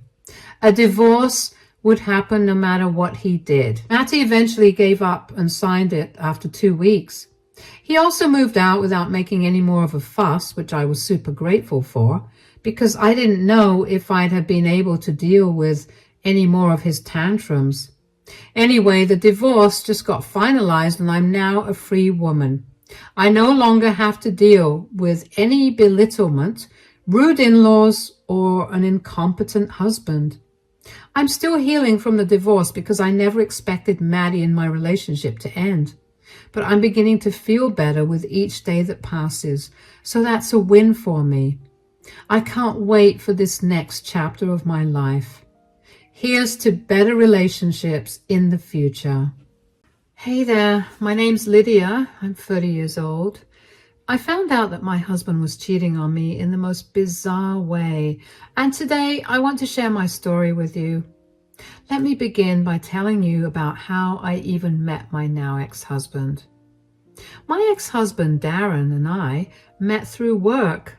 The companies we worked for were working on a big project together, and that's how we met. We were both part of the team that undertook the project, and we got to talking. We quickly realized we had a lot more in common, and as the months passed, I found myself getting more and more attracted to him. What was most attractive about Darren was his work ethic at that time. He was a real go-getter and did not stop working hard until he completed his task. I liked that, and so after we were done with the project, I asked him out. One date turned into 2, and then 2 to 3, and before I knew it, we were in a relationship. Darren remained a charming, hardworking man for the 3 years that we dated. He made sure to always take care of me and always encouraged me to work towards a better future. We moved in after dating for 2 years, and at the end of our 3rd year together, Darren proposed to me. I was over the moon about it and was super excited to marry him. At that time, I envisioned us living comfortable and successful lives. Boy, was I wrong. About a year after we got married, Darren's company began letting people go, and unfortunately, he was one of them. Darren was beyond upset that his company let him go, and honestly, so was I. He was one of the best employees that the company had, and it was super upsetting to see Darren so low. However, the two of us decided that it would be best for Darren to take 3 to 4 months off of work to recuperate from the loss of a job and find his motivation to work again. At that point, I was the only one paying for everything. Darren had money saved up, but by the time we hit the 4th month, his savings were barely there. While I didn't have an issue picking up the bills, the biggest one being the mortgage on the house that I had purchased before Darren and I got together, I did have an issue with Darren lounging around at home all day and doing nothing but playing his video games. Darren would promise me every day that he'd look for a job, but he never did. And even when he did it, he only did it initially after the 3 to 4 months were up. He got rejected by a few companies and that was it. He gave up. Since I was the only earning member and I didn't earn enough to support the two of us, I had to pick up extra hours at the office. And then when I would get back home, I'd have to do the household chores too. I was almost always too exhausted to do anything else. I tried to talk to Darren about it, but he would always tell me that I did the chores better than he did, which may have been true, but I would have still appreciated him doing something. One day, my tiredness and frustration all came to a head. I had just returned home from a long day at work and Darren greeted me with a snarky, "Why were you late?" His tone made me so mad, I couldn't help but snap. "Why were you so late?" "I was working." "Why do you work so much? You're barely at home anymore." "Are you serious?" "Whoa, no need to get snappy. I was just feeling hungry and I wanted to have dinner with you. You took a long time to come and now it's going to take a while for you to cook too. I'm sorry for just asking." "You didn't make anything for us to eat at all?" You know I can't cook." "You couldn't have ordered something at least?" "I didn't know what you'd want to eat." "You have got to be kidding me right now." "Why are you getting so worked up?" "Because all you ever do all day is sit around and play your stupid video games." "What else do you expect me to do?" "Darren, you don't have a job.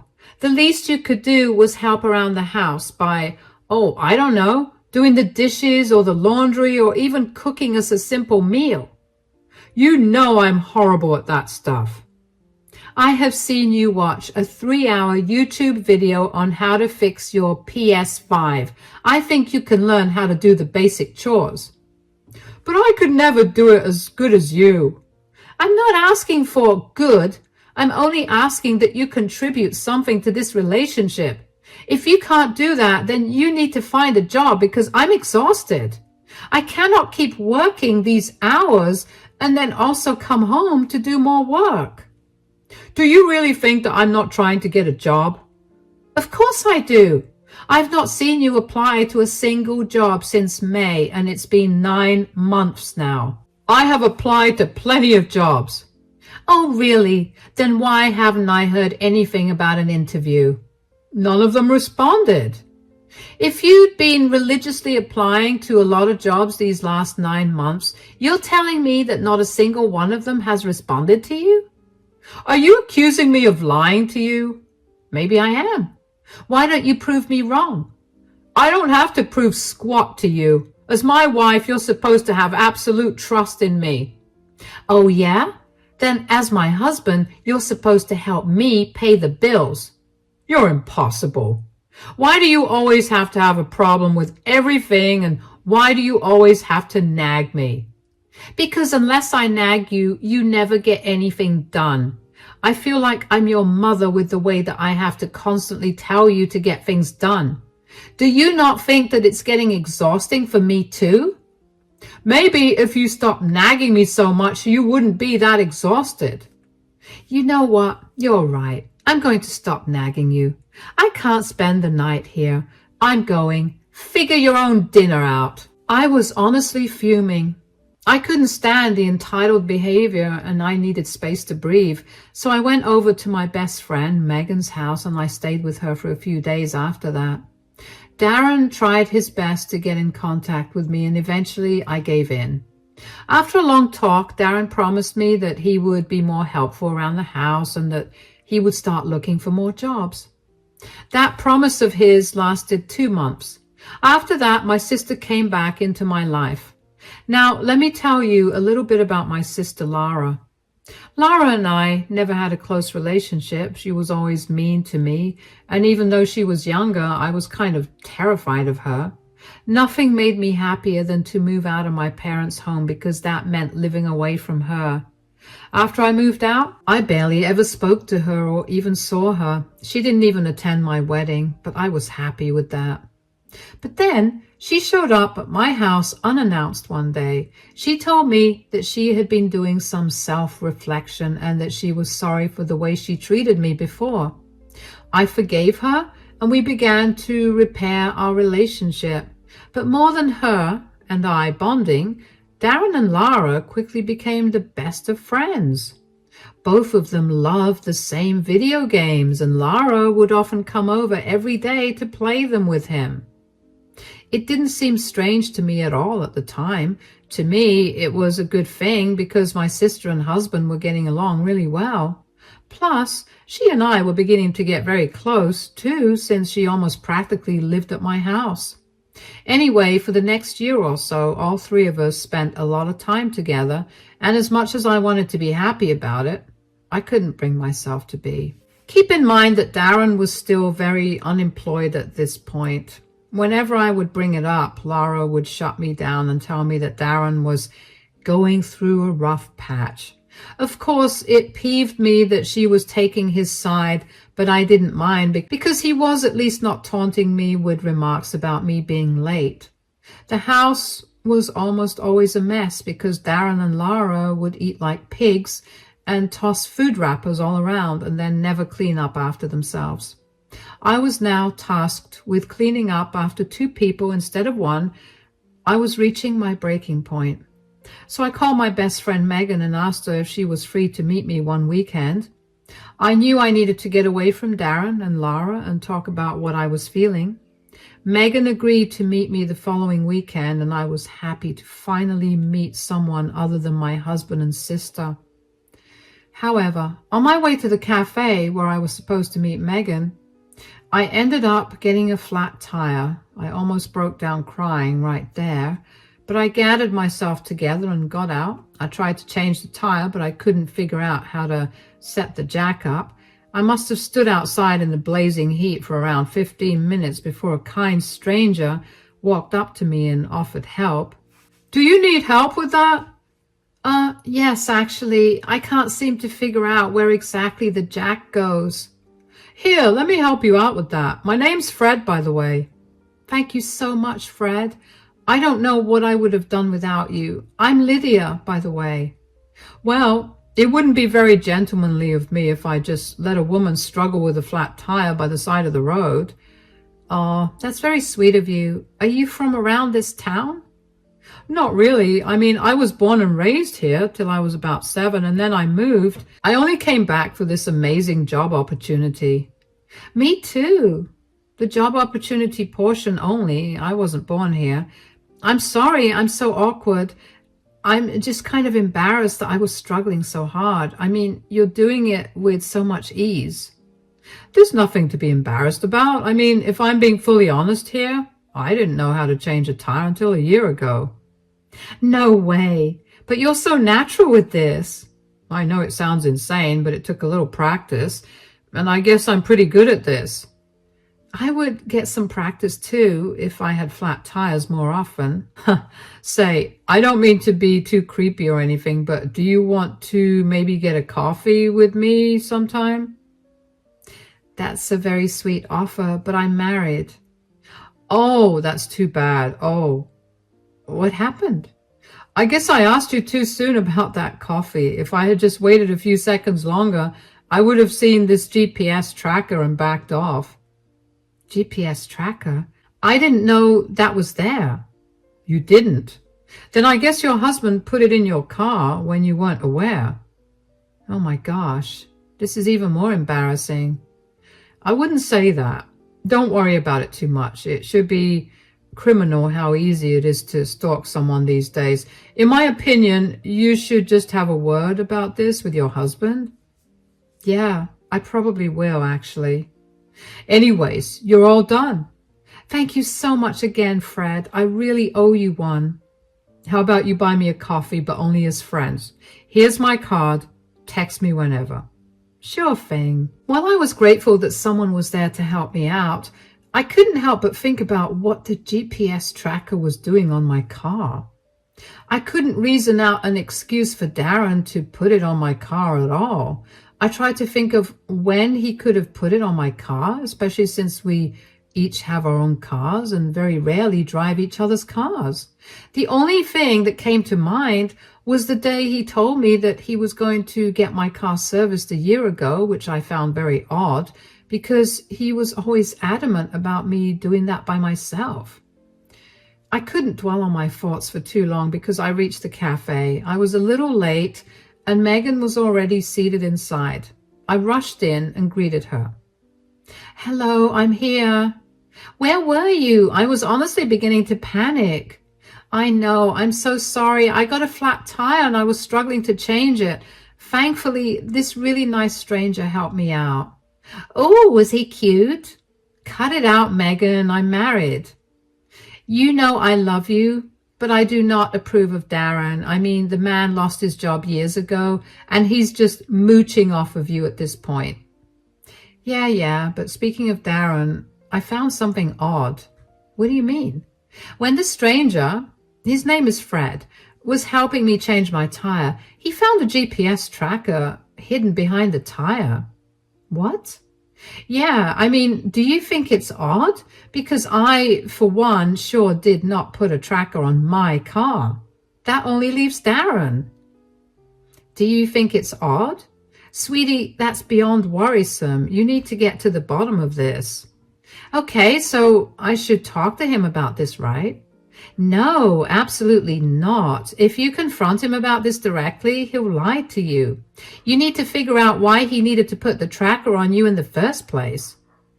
Maybe because he wanted to make sure I was safe, or also that I wasn't lying about where I was going, which is pretty bad. But he's never needed to know my whereabouts before. He barely even asks me where I'm going. Yeah, maybe he needs to know your location because he's hiding something from you, like an affair. Please, that's the last thing he would do. He barely gets out of the house, and the only other woman he talks to is my sister. Wait, why is your sister at your house when you're not there? They like to game together, so whenever she's done with work, she comes over. That doesn't sound odd to you, especially now? I don't want to think about them that way. They're the closest people to me, along with you, of course. They would never, right? We can't say for sure right now, so why don't you make a plan about it? What do I even do? How about you park your car at work on Monday and then take a taxi back home to see what he's up to? This feels wrong. I mean, if nothing is happening, I'll feel horrible. Hey, you're just ruling possibilities out. If you find nothing, which for your sake I hope you don't, then you can just confront Darren about this. You're right, I'll do that. Now, I'm exhausted. Let's get some coffee, shall we? I really did not want to think of anything happening between Darren and Lara. I mean, why would they do something so horrible to me? I had been nothing but kind to both of them, so there should have been no reason to go behind my back that way.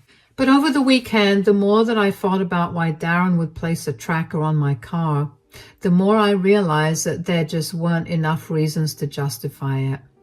Darren had stopped caring about my whereabouts altogether, and even if he wanted to make sure I was safe, why would he need to hide the fact that he was putting a tracker on my car from me? There was no reasonable explanation at all. When Monday came around, I was anxious to get to the bottom of it all. I called in sick at work and got myself a taxi back home. When I got back home, I noticed that Lara's car was in the driveway. You need to understand that I leave for work at around 8 in the morning, and at 9 a.m., Lara's car was in my driveway. I always assumed that she came over only during the afternoons, but clearly that was not the case. I walked into the house with my heart pounding. At first, everything was quiet until I heard the sound of the bed in our bedroom creaking. I grabbed my phone and opened the camera. I quietly opened the bedroom door and saw Darren and Lara in bed together. I snapped a few pictures of them. I felt numb at that point. I barely even remember what exactly happened after that, but I also made sure to record the entire conversation that I had with them. I let the two of them know that I was there by clearing my throat. Darren was the first to hear me, and when he saw me there, his face paled. The two of them struggled to cover themselves up entirely. What are you doing here? You were supposed to be at work. I made sure you were. I parked my car at work and took a taxi back home. That's right. I know about the GPS tracker. I came back to see if you were hiding something, but why does that matter? The real question is, what are the two of you doing? What does it look like, Lydia? No, it isn't. It isn't what it looks like. Oh, really? It looks like the two of you are sleeping with each other. What else could this be? It was a mistake. I'm sorry. Please don't leave me. A mistake? No mistake happens every day for a year. This has been going on for a year now? Lara, could you just shut up for a second? First of all, stop lying to me. And secondly, don't tell Lara to shut up. At least she's telling me the truth. Look, I messed up. I feel bad right now, and I really want you to forgive me. Why did you do it? What did I not do for you to cheat on me? You're perfect. It's not you. It's me. I swear. I just was alone all day at home, and I had no one to talk to. When Lara came back, it felt nice. I felt heard and seen again. You know, you'd have had me around a lot more if you'd just gotten a job. I had to pick up extra shifts just to cover for us. This excuse of yours is beyond pathetic.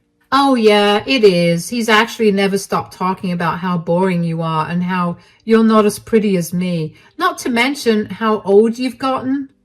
Laura! Wow, Darren, you're a disgusting man. And you, Lara? I know we've had our ups and downs, but this? I never expected this from you. I don't know what I did to make you hate me this much, but I'm sure whatever it was not enough for you to sleep with my husband. Both of you are disgusting, vile human beings. I want nothing to do with either of you anymore. Fine by me. And for the record, you've always gotten whatever you wanted. You were always favored by Mom and Dad. The only place I excelled in that you didn't was the dating scene. And it's not my fault that your pathetic husband couldn't keep it in his pants. You broke my marriage because you were jealous? That's pathetic. You can go ahead and leave now. Lydia, please don't leave me. I'm begging you. I promise I'll get a job. Save it. I can barely look at you right now because all I want to do is punch you. So get out of my sight now. My heart felt like it was shattered. I don't know how I held myself up without sobbing, but I managed to do that until both Darren and Lara left. I couldn't believe that my husband and my sister were sleeping together for a year. After all I did for Darren, this is what I got in return. And Lara? I thought we were finally getting better. But she was only there to sleep with my husband. She just came to me so she could ruin my life yet again. I updated Megan about everything that happened, and she was over at my house in a jiffy. She stayed with me until I was no longer spontaneously weeping, and then also helped me find a good divorce lawyer. It was a great thing that Darren and I hadn't had any kids, because this was the last thing I'd want them to go through. Darren kept trying to contact me and get me to forgive him, but I refused to listen to him. We had thankfully signed prenups before getting married, so there was no issue about the division of assets. My only issue was that Darren refused to sign the divorce papers. I'm just super lucky that I live in a state where if your spouse doesn't respond to the papers, it becomes a no-fault divorce and the judge gets to approve or disapprove of the divorce. With the evidence I had against Darren for his infidelity and his neglect, the judge barely had to think before approving my divorce. Darren had unwittingly sped up the process of our divorce. It wasn't until 2 months later that he even realized that we were divorced. The only way he found out was because his mother called me to ask me how I could be so crappy to him. I asked her what she meant, and she informed me that Darren had told her that I had been financially abusing Darren and that I had been bringing multiple men home because I thought Darren was not good enough. Of course, I was enraged, and I told her the truth and informed her that we'd been divorced already.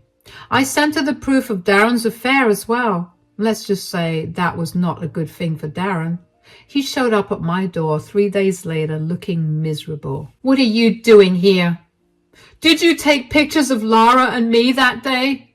"Whoa, why are you asking me that?" "Because my parents found out and now they've kicked me out of the house." "Oh yeah, I did. I initially was not going to, but then I found out that you'd been telling them that I accused you of cheating on me and then did not believe you when you told me otherwise. I had to defend my honor, so I sent them the picture." "What is wrong with you? I have no house and no money to go anywhere." "Oh, you should have thought of that before you cheated on me with my sister." "I told you that I felt sorry for what I did." "Feeling sorry doesn't erase what you did. You are the only one to blame for where you are right now." "Fine, but I'm moving back in here." "No, you're not." "I have nowhere to go. Do you really not feel an ounce of sympathy or pity for me?" "Why should I? I was the one that worked my butt off to provide for both of us. I barely slept for 2 years just so we could have food on our plates. I sacrificed everything to give us a comfortable life. And all for what? For you to cheat on me? Did you care about me when you were sleeping with my sister? You put a tracking device on my car, for crying out loud."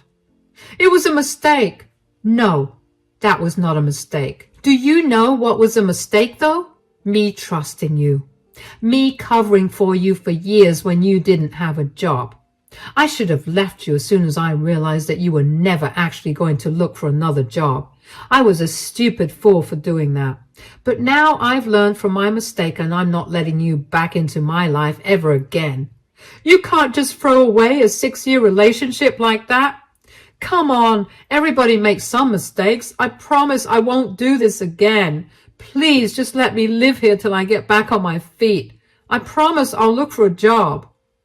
"It's been 3 months since we finalized the divorce and you still haven't found a job. I don't see any reason to believe you. Now get off my property. I'm tired from work and I don't want to deal with you. Figure your things out by yourself. Goodbye." I couldn't believe the audacity that Darren had to come back to me after we got divorced, only to beg me to give him a roof over his head. I gave him a roof over his head for 2 years too long before I realized I was getting scammed. Not to mention the very fact that he still could not own up to his actions, and he still blamed everyone and everything else but himself, and made me feel so angry. Darren did not leave my doorstep that day, so I had to call the police on him and they escorted him off my property. For a while after that, I hadn't heard anything about or from Darren, and I finally began to feel at ease. At some point, though, a mutual friend texted me to let me know that Darren had been going around telling everyone that I cheated. But since I owned our house, I could kick him out, and I did that. Honestly, I didn't care much at that point. A lot of these mutual friends of ours were barely close with me, and I saw no need to defend myself. Although I did send the pictures of Darren and Laura in bed together to the mutual friend who contacted me. What happened after that was none of my concern. Of course, the truth spread like wildfire among them, and a lot of them reached out to me to check in on me. A few of them did contact me only to tell me that I was a horrible person for fabricating evidence of Darren cheating and to call me a crazy lady. While I did appreciate the friends who did contact me to make sure I was doing all right, I couldn't care less about the people who call me crazy. I mean, I knew that those were the people that Darren was leeching off of, and the only thing that I had to say to them was good luck. He's your problem now. Besides, I blocked everyone and decided that it was time for me to move on from this atrocity and start living fresh again. I focused on getting better after the whole thing. I never realized how much I'd been on edge since the divorce started and ended, and how tired I was in general from having to deal with Darren. I finally got to take some days off without worrying about money, and my home has quickly become something I'm excited to come back to. Megan has also been a great support during this time, and I couldn't ask for a better friend than her. Along with Megan, my other source of support has been Darren's family. Yes, they're on my side. They were beyond disappointed with Darren's behavior, and they cut all ties with him. That probably made him even more desperate for a job and a place to live. Not that it was any of my business. As for my family, everyone's cut ties with Lara, and she's been left to fend for her own self. My parents kicked her out of their home and told her to only come back when she truly felt sorry for what she did. It's been a few months, and they're yet to hear anything from her. Once again, I couldn't care less about her. As far as I'm concerned, she's dead to me. On a kind of unrelated note, though, I did eventually give the stranger who helped me out with my tire, Fred, a call, and we met up over coffee. I'm not yet ready to date anyone, but that was a nice start. Life has been slowly going back to normal, and I can't wait to recover from all the exhaustion of the last few years. Once I'm all energized again, I'm going to give my life my best shot. Cheers! Hello, my name's Selena, and boy, do I have a story to tell you today. I'm 28 years old, and I'm the daughter of an amazing dad, Chris, who worked really hard to provide me with everything I needed all by himself. My mother died due to complications after she gave birth to me, and my dad was responsible for raising me after that. I remember how hard my dad worked to provide me with everything. He survived on crackers and water some days just so I could have 3 healthy meals daily. I genuinely mean it when I say that I owe my life to him. I would not be anywhere where I am today if not for his hard work and sacrifice. I'm only saying all this so you understand just why I hold my dad so close to my heart and why he's my best friend. No one in the world would ever compare to him, and that was something everyone in my life understood. The most painful thing that happened to me was moving away from my dad to attend college. I got a full ride at a college in another state, and I knew that was my only shot of ever getting a degree, so I had to take it. I initially struggled to be away from home, but I got used to it as time went on. What made it even easier was Jasper. Jasper and I got paired for a project in one of our classes, and the more time we spent with each other, the more we realized we had feelings for each other. We started dating, and eventually we moved in together after we graduated. One thing you should know about Jasper is that he's rich. I'm talking about getting gifted a mansion for graduating kind of rich. I never cared for it, but it was rather nice to enjoy. Since I decided to stay home in the same state as my college, I would frequently fly back home to spend time with my dad, and if I couldn't, I'd fly him out to me. That's how we kept in contact and how Dad and Jasper met. They weren't very close, but they were cordial with each other. Anyway, after dating for 3 years, the two of us decided to get married. We had a pretty big wedding with almost 150 guests, and we had a blast. After Jasper and I got married, Jasper's parents began to invite us over for dinner at least once a month. While I enjoyed the gesture, I didn't necessarily enjoy Jasper's parents' company, especially his mother, Judy. Both of them were very snobby, and Judy would never let me forget how lucky I was for enticing her son and getting married into wealth. I didn't always look forward to those dinners, but I never said a word about it to Jasper because Jasper was very big on his family. Aside from that, I also began to soar in my career. I was made head of my team, and we were crushing it. The only downside to it was that I was always busy with work as a result. A few months later, my dad decided that he wanted to be closer to me, so he moved to my state, to a home that was only 2 blocks away. I was beyond happy that he was closer to me because at least there was some family nearby. A few days after he moved, I decided to drop in and see how he was doing. "Hey, Dad, how are you doing?" "Oh, I'm doing fine. Still getting used to the new place." "Yeah, but the house looks really cozy." "You got really picky with interior designing when you were a tween. I had to learn what worked best, so you wouldn't throw a fit." "Hey, I helped you out big time. Now your house looks like it's been lived in and not like you just bought it yesterday." Okay. How you doing, sweetie?" "I'm doing good. Work is killing me though. We just got assigned this huge project and it's got the tightest deadline ever." "Welcome to the big world, kiddo. I told you you'd hate it." "Hush, Dad. Let me just complain." Yes, but hey, at least the weekend is near. You can get all the rest you want." "I wish I could do that." "What do you mean, sweetie?" "What I mean is that I'm working this Saturday." "That's not good." "Yeah, I wasn't kidding about the tight deadline, but even if not work, I have dinner with Jasper's parents." "So you're going to work and then dinner with the in-laws? Geez, that's rough." "Tell me about it. But I can't have dinner with the in-laws. I'll be working late and I'll be way too tired to deal with their snobbery. But why don't you go?" "Me? Why?" "You've never properly met them before, and considering they're my in-laws, I feel like you should have done that a long time ago." "But the way you talk about them makes them sound so insufferable. How do we know that they won't have an issue with me being there?" "They definitely will, but they won't say it to your face, so at least there's that. You get a free meal and you complete familial duties. What do you say?" "So it's only going to be me and your in-laws?" "Jasper will be there too." "All right. I mean, what's the worst that could happen?"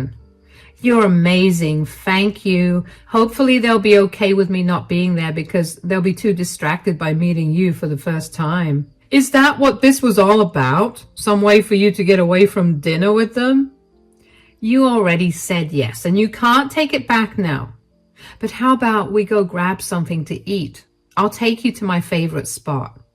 "Fine, but you're paying." "Of course I didn't mind paying if it meant that Dad would take the fall for me at dinner with Jasper's parents." Dad and I had a good lunch, and then I showed him around the area for a little bit before letting him get some rest at home. When I got back home, I told Jasper about the change in plans, and he was not happy that I was skipping out on dinner. Jasper's parents can be very particular about these dinners. They consider it value family bonding time, and skipping out on it is akin to spitting on their faces. See, if they were less mean to me in general, I would try my hardest to be there for dinner.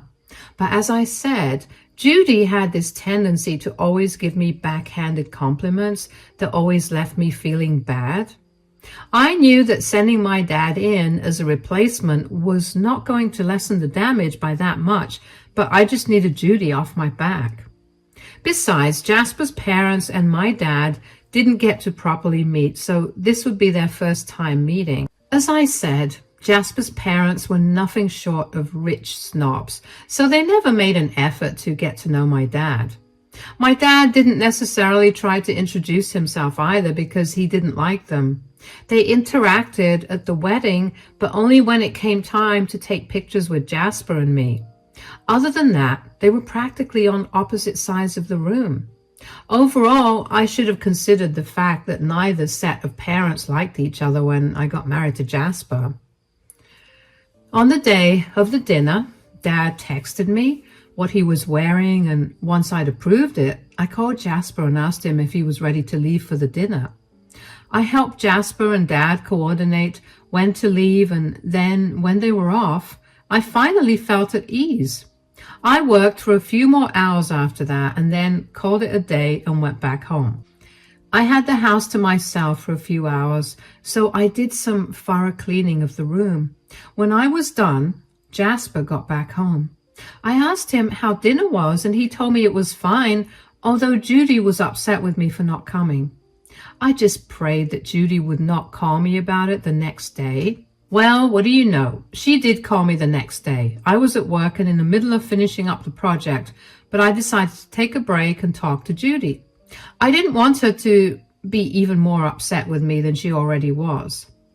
Hey, Judy, how are you? How was dinner last night? I'm so sorry I couldn't join you guys. I had some last-minute work come up. I hope it went well, though. Dinner was absolutely abysmal. Whoa, what happened? I'll tell you what happened. My $10,000 necklace went missing. What? How? That is what you need to explain to me. What are you even saying? Please be a little more clear.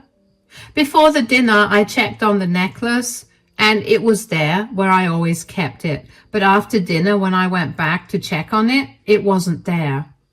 So, what do you want me to explain to you? Did you have insurance on the necklace?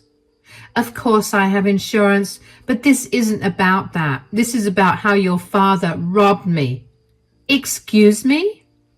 I knew that it was wrong for Jasper to marry into a lower class, but I still held hope for you being better than the others of your kind.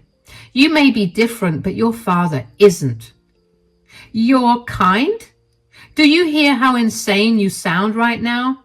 My dad didn't steal anything from you. Oh yeah? How can you be so sure? My dad simply isn't capable of stealing. He can't even lie with a straight face on. Stealing something that expensive would have him sweating until he passed out. That's the weakest argument I've ever heard. Then tell me how you're so sure that my dad stole the necklace. What if you just moved it before the dinner? Or what if someone else took it? Why is my dad the only suspect in this? First of all, I just told you that your dad can be the only suspect because he was the only poor person there. And before you accuse any of our staff at home, not only did I send them all home before the dinner, but they're all well paid, and there's no need for them to steal from me. My husband and my son have no use for a necklace like that. That only leaves your scum father. Besides, at some point during the dinner, he got up to use the washroom, and he must have stolen my necklace at that time. That can't be right at all. My dad literally cannot steal from you.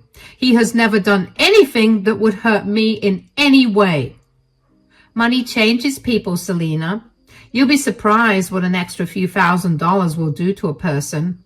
Not my dad, though. I can assure you that he did not steal from you. Just say whatever you want. But I've already filed a complaint with the police, and I think they're on their way to arrest and interrogate your father. What? Why would they arrest my dad? Because he's the prime suspect. There's no other way this could be possible. Don't worry too much. They'll let him go once he's answered all their questions. But regardless of what he says now, the truth will come out, and then he's going to rot in prison. I couldn't believe how easily Judy placed the blame on my dad. My dad could barely keep a lie about what happened to my favorite stuffed toy when I was younger without essentially drenching his shirt in sweat. Stealing something as expensive as that necklace would have sent him to the ER. I couldn't get off work immediately after the call with Judy, so I tried my best to keep the topic out of my mind. I knew that Judy got the police involved in the theft, but I hoped that my dad was not going to be wrongfully imprisoned. I knew that Jasper's family had lots of connections with the police, and I didn't want them to use it to get my dad in jail for a crime I knew in my heart that he didn't commit. As soon as I was done with work, I called my dad, but I couldn't reach him. The entire way back home, I kept calling him over and over again, but every single time I was told that his phone was switched off. I was so close to passing out from anxiety when my dad finally picked up the call. Dad! Hi, sweetie. Oh my God, Dad, you're okay? Yes, I am. Were you too worried? Of course I was. You got arrested. Well, that was so weird. I barely even registered why I was arrested, and before I knew it, I was handcuffed in the back of a cop car and on my way to the police station. I hope they didn't manhandle you or anything. Oh no, they were all really nice to me. They even laughed at a few of my jokes. Only you would be able to joke at a time like that. What else would I have done? I don't know. Panic? Stress out? Psh, there was no reason for me to do all that. I know I didn't steal Judy's ridiculously expensive necklace, so there was no reason to worry. You know that, right? That I didn't steal. Dad, you tell one small white lie and you start sweating buckets. I think I would know if you stole that necklace. That's the exact argument I made when I was being interrogated. It helped that you filmed a video of me trying to lie to you because I showed it to the officers and they were mildly amused. You're amazing. I hope you know that. How you panic when you lie but remain completely calm when you're in the most stressful situation ever is a wonder. You've known me all your life and this shouldn't be a surprise. I know, but I don't know what to do about this whole stolen necklace thing. I mean, I know that this isn't any of my business, but that necklace is expensive, you know? My heart almost jumped out of my chest when I heard how much the stupid necklace was worth. Tell me about it. Did anything off happen at dinner that night? Was there no house staff that night? There wasn't anything out of the blue that happened. I mean, we spent the entire night talking and laughing. There was only the butler, but he was in eyesight at all times. It was actually kind of creepy. Tell me about it. But okay, if nothing odd happened, then did anyone else other than you get up from the table? I think both Jasper and his dad got up to use the bathroom at some point during dinner, but that's it. All right. I still don't know what to do about this, but we'll figure this out later. For now, I just need to know that you're completely fine. I'm more than fine, darling. You can get going now. I'm very tired and I just want to take a hot shower and fall asleep right now. All right, Dad. Take care. I was so relieved that nothing wrong happened with Dad. If something did, I didn't even know what I'd do. I couldn't help but chuckle at how my dad managed to charm the policeman, though. That was something only my dad could do. Knowing that my dad was safe and for now let go, I finally felt at ease. All the anxiety of the day made me sweat like crazy, so I took a shower. While in the shower, I began to think about who could have taken that necklace. No matter how long and hard I thought about it, Judy was right. There was no reason for either Jasper or his dad to steal the necklace. The butler was also there all night, as far as my dad was concerned. Dad did leave to use the restroom, so I doubt he saw the butler at that point. Thinking about who the culprit was beginning to give me a headache, so I simply got out and decided to talk to Jasper about it. However, it wasn't until a few hours later that Jasper came home. He had some extra work to do and he had to stay back. Hi, babe. Sorry I got late. I got caught up with work. It's okay. Did you have a tough day at work? So tough. You would not believe it. I don't even know how I'm standing right now because I'm so exhausted. Oh, you poor thing. Dinner's ready, so you need to eat. I will. How's your day? Did you have a good day at work? Work was fine, but something did happen. What happened? Your mother called me. Oh? Did she have something to say? Was this about you not attending last night? That's what I thought she was calling for at first too, but no, that was not it. She called me to accuse my dad of stealing her $10,000 necklace. What? Yeah, It apparently went missing after the dinner yesterday, and she thought that my dad did it. Did she do anything about it? Of course she did. She told the police that my dad robbed her and he was arrested and interrogated for it. I called him as soon as I got home and he told me that everything was okay. Did he admit to stealing the necklace? No. Why would he admit to doing something that he didn't do? I mean, are we sure that he didn't do it? So far, the police believe that he didn't do anything, but hold on. Are you really taking your mother's side in all of this? No, I'm not. I'm just exhausted. That's it. I'm just saying stupid things. Why are you sweating so much? Gosh, can you just get off my back? You just can't seem to shut up tonight, can you? What is wrong with you? Why are you freaking out on me right now? Whatever, I'm drained. I'm going to bed. At least eat your food. You ruined the mood. Good night. I stood there in shock. I didn't understand what had just happened. When did our simple conversation dissolve into an argument?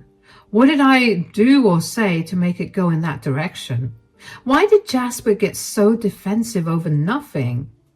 My thoughts wouldn't stop running around my head, and after a day of dealing with them, I just wanted some time to lay down and not think about anything at all. I silently packed away all the food and made my way to the bedroom. Jasper was taking a shower and he would have been out any minute. I tried to compose myself so I could ask him what was wrong, but as soon as he came out of the shower, he ignored me, grabbed his pillow and a blanket, and went to sleep in the guest bedroom. I tried to call out to him and I tried following him, but he simply ignored me and shut the door in my face. I was stumped. I couldn't think of any reason he would behave that way out of the blue. I went back to bed and I couldn't fall asleep. I kept tossing and turning until eventually a thought struck me. What if Jasper was behaving that way because he had stolen the necklace? I still didn't understand why he would have done that, but that could be the only reason for his behavior change. After all, it did happen after I started talking about my dad getting interrogated by the police. I decided to do a little search around the house for the necklace. I didn't think I'd find it, but I just wanted to put my mind at ease. After looking all around the room and finding nothing, I was so ready to breathe a sigh of relief when I happened to notice my safe. I didn't think that Jasper would hide it there, but I decided to open it anyway. Inside the safe, I found an envelope, something that wasn't there before at all. The only thing in the safe are gifts that my dad gifted to me over the years. They were way too sentimental and I didn't want them getting damaged. I opened the envelope and almost dropped it when I saw the necklace in there. I left the house as quietly as I could and drove down to the police station with the necklace and one of Jasper's mugs that he left on his bedside table in case the police needed identification of fingerprints. The police took about an hour to verify the fingerprints, and Jasper's were all over the necklace. My dad was not at all. The police officers escorted me back home and I asked them if they could give me 5 minutes to get a confession out of Jasper. They agreed to it. When I got back in the house, Jasper was in my bedroom, frantically looking through my safe. I cleared my throat. Looking for something, darling? Oh, hi, sweetie. Where were you? I was just looking for you. You were looking for me? In my safe? No, I was just trying to see if you left anything in there that would clue me in on your whereabouts. I've been watching too many TV shows and I guess I was hoping that this would play out like one of them. Is that really the case, or are you looking for your mother's necklace that was kept in an envelope in that safe? What? What are you talking about? I happened to look into my safe today after your weird freak out, and lo and behold, I found the envelope with the necklace. Mind explaining why the necklace was there? I have no idea what you're talking about, but if you found the necklace, where is it right now? I'm sure my mom will be beyond happy to have the necklace back. The necklace is in good hands right now. What I want from you at the moment is answers. Spill, or I will involve the police. I already have their number dialed and I just have to push one button to tip them off. No, don't. Fine. I took the stupid necklace. Yes, I know that. I want to know why you stole it. You have no reason to do that as far as I'm concerned. You work for your dad and you're more than well off. So why did you need to steal the necklace? I just had to, okay? I admitted what you wanted me to admit. Drop it. No, I can't drop it. I need answers. Why do you do it? Why did you only do it on that day? Did you purposely do it because my dad was going to be there? You're not going to stop, are you? Absolutely not. My dad got falsely accused of something, and I need to get to the bottom of this. So tell me, Jasper, why did you steal Judy's necklace? Fine. If you really want to know, it's because I hate your dad. What? That's right. I just wanted him out of the picture, and this was the quickest way to do it. Why do you hate my dad? What has he ever done to you? It's not what he's done to me, but it's what you do when he's around. What are you talking about? Whenever we're at your dad's or when he's at ours, you only ever give him your attention. You care for him so much and it's annoying. And now that he's moved closer to us, that behavior of yours is only going to get much worse. I didn't want to be constantly reminded that I would always come second to that man. So your ego was so fragile that you couldn't handle me showing affection towards my dad. Do not make this about my ego. Is it not? You know that my father is the one I owe my life to. Of course, I'm going to do my best to make sure he knows how much I value him. That's good, but that doesn't mean that you abandon me. When have I ever abandoned you, Jasper? The last time your dad was here, you didn't even check in on why I was in the bedroom for so long. I could have just been choking or something. You specifically told me not to disturb you while you were gaming. How is that mine or my dad's fault? And fine if it was. Was it really necessary for you to try and blame a crime on my dad? Of course, you don't understand me. Whatever. I'm going out. You have a surprise waiting for you. What do you call the cops? Bye-bye, Jasper. Jasper looked white as a ghost as he approached the doors. As soon as he opened the door, the police officer was standing in front and asked him to not resist arrest so he could calmly be taken down to the station. Jasper turned around and looked at me with rage that I had never seen in his eyes before. He then complied with the officer and was put in the police car before leaving for the station. During the entire time that I was confronting Jasper, my heart was racing. I knew that Jasper didn't have it in him to hurt me physically, but I also never expected him to be the kind of person to steal something and then place the blame on someone completely innocent. I couldn't believe that Jasper would be jealous of something as innocent as my love and gratitude towards my father. When I calmed down a little, I tried to think back on any moment where I had neglected Jasper to spend time only with my dad. But I couldn't think of a single instance. Every single time that I had one-on-one with my dad, Jasper had always specifically asked me not to interrupt him because he was always doing something or the other. During the times that I went over to my dad's place when he lived in my home state, I would tell Jasper ahead of time that I might get too caught up meeting friends and other families, so I wouldn't have time to text or call him too much. He had always seemed so understanding, but clearly he was not okay with it. The more I thought about it, the more I realized that I didn't necessarily have a problem with Jasper being a little jealous. I mean, I get it, I guess.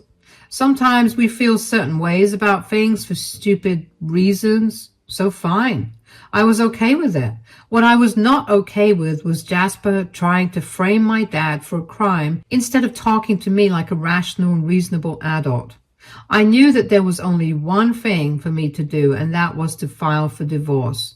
The next morning, I took off from work and rushed to get the divorce filing under process. I got another call from Judy, and she yelled at me again, this time only because I endangered her son, whom she had to rescue from the police late at night. She dropped her charges, and the case was dismissed entirely. I told her that she could keep her son to herself because he was a lying, manipulative jerk. She obviously did not appreciate me slandering Jasper that way, but before she could get a word in, I hung up on her. Thankfully, I live in a state where getting a divorce doesn't take too long, especially if it's a no-fault divorce. Jasper and I signed prenups before we got married, so that also helped speed the process up. When I met Jasper again for the divorce paperwork, he barely seemed apologetic. He still maintained that he was doing what was right for us, and I couldn't help but roll my eyes at him. I moved in with my dad after that divorce was finalized. My dad initially felt horrible for being a part of the reason for my divorce, but I reminded him that Jasper was at fault, not him.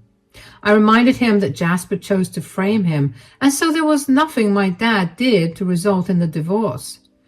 It's been almost a year since all of this happened, and I can hardly tell you that I am living a much better life.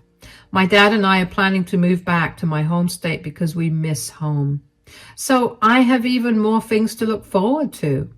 Anyway, I hope you like my roller coaster of a story, and thank you for listening.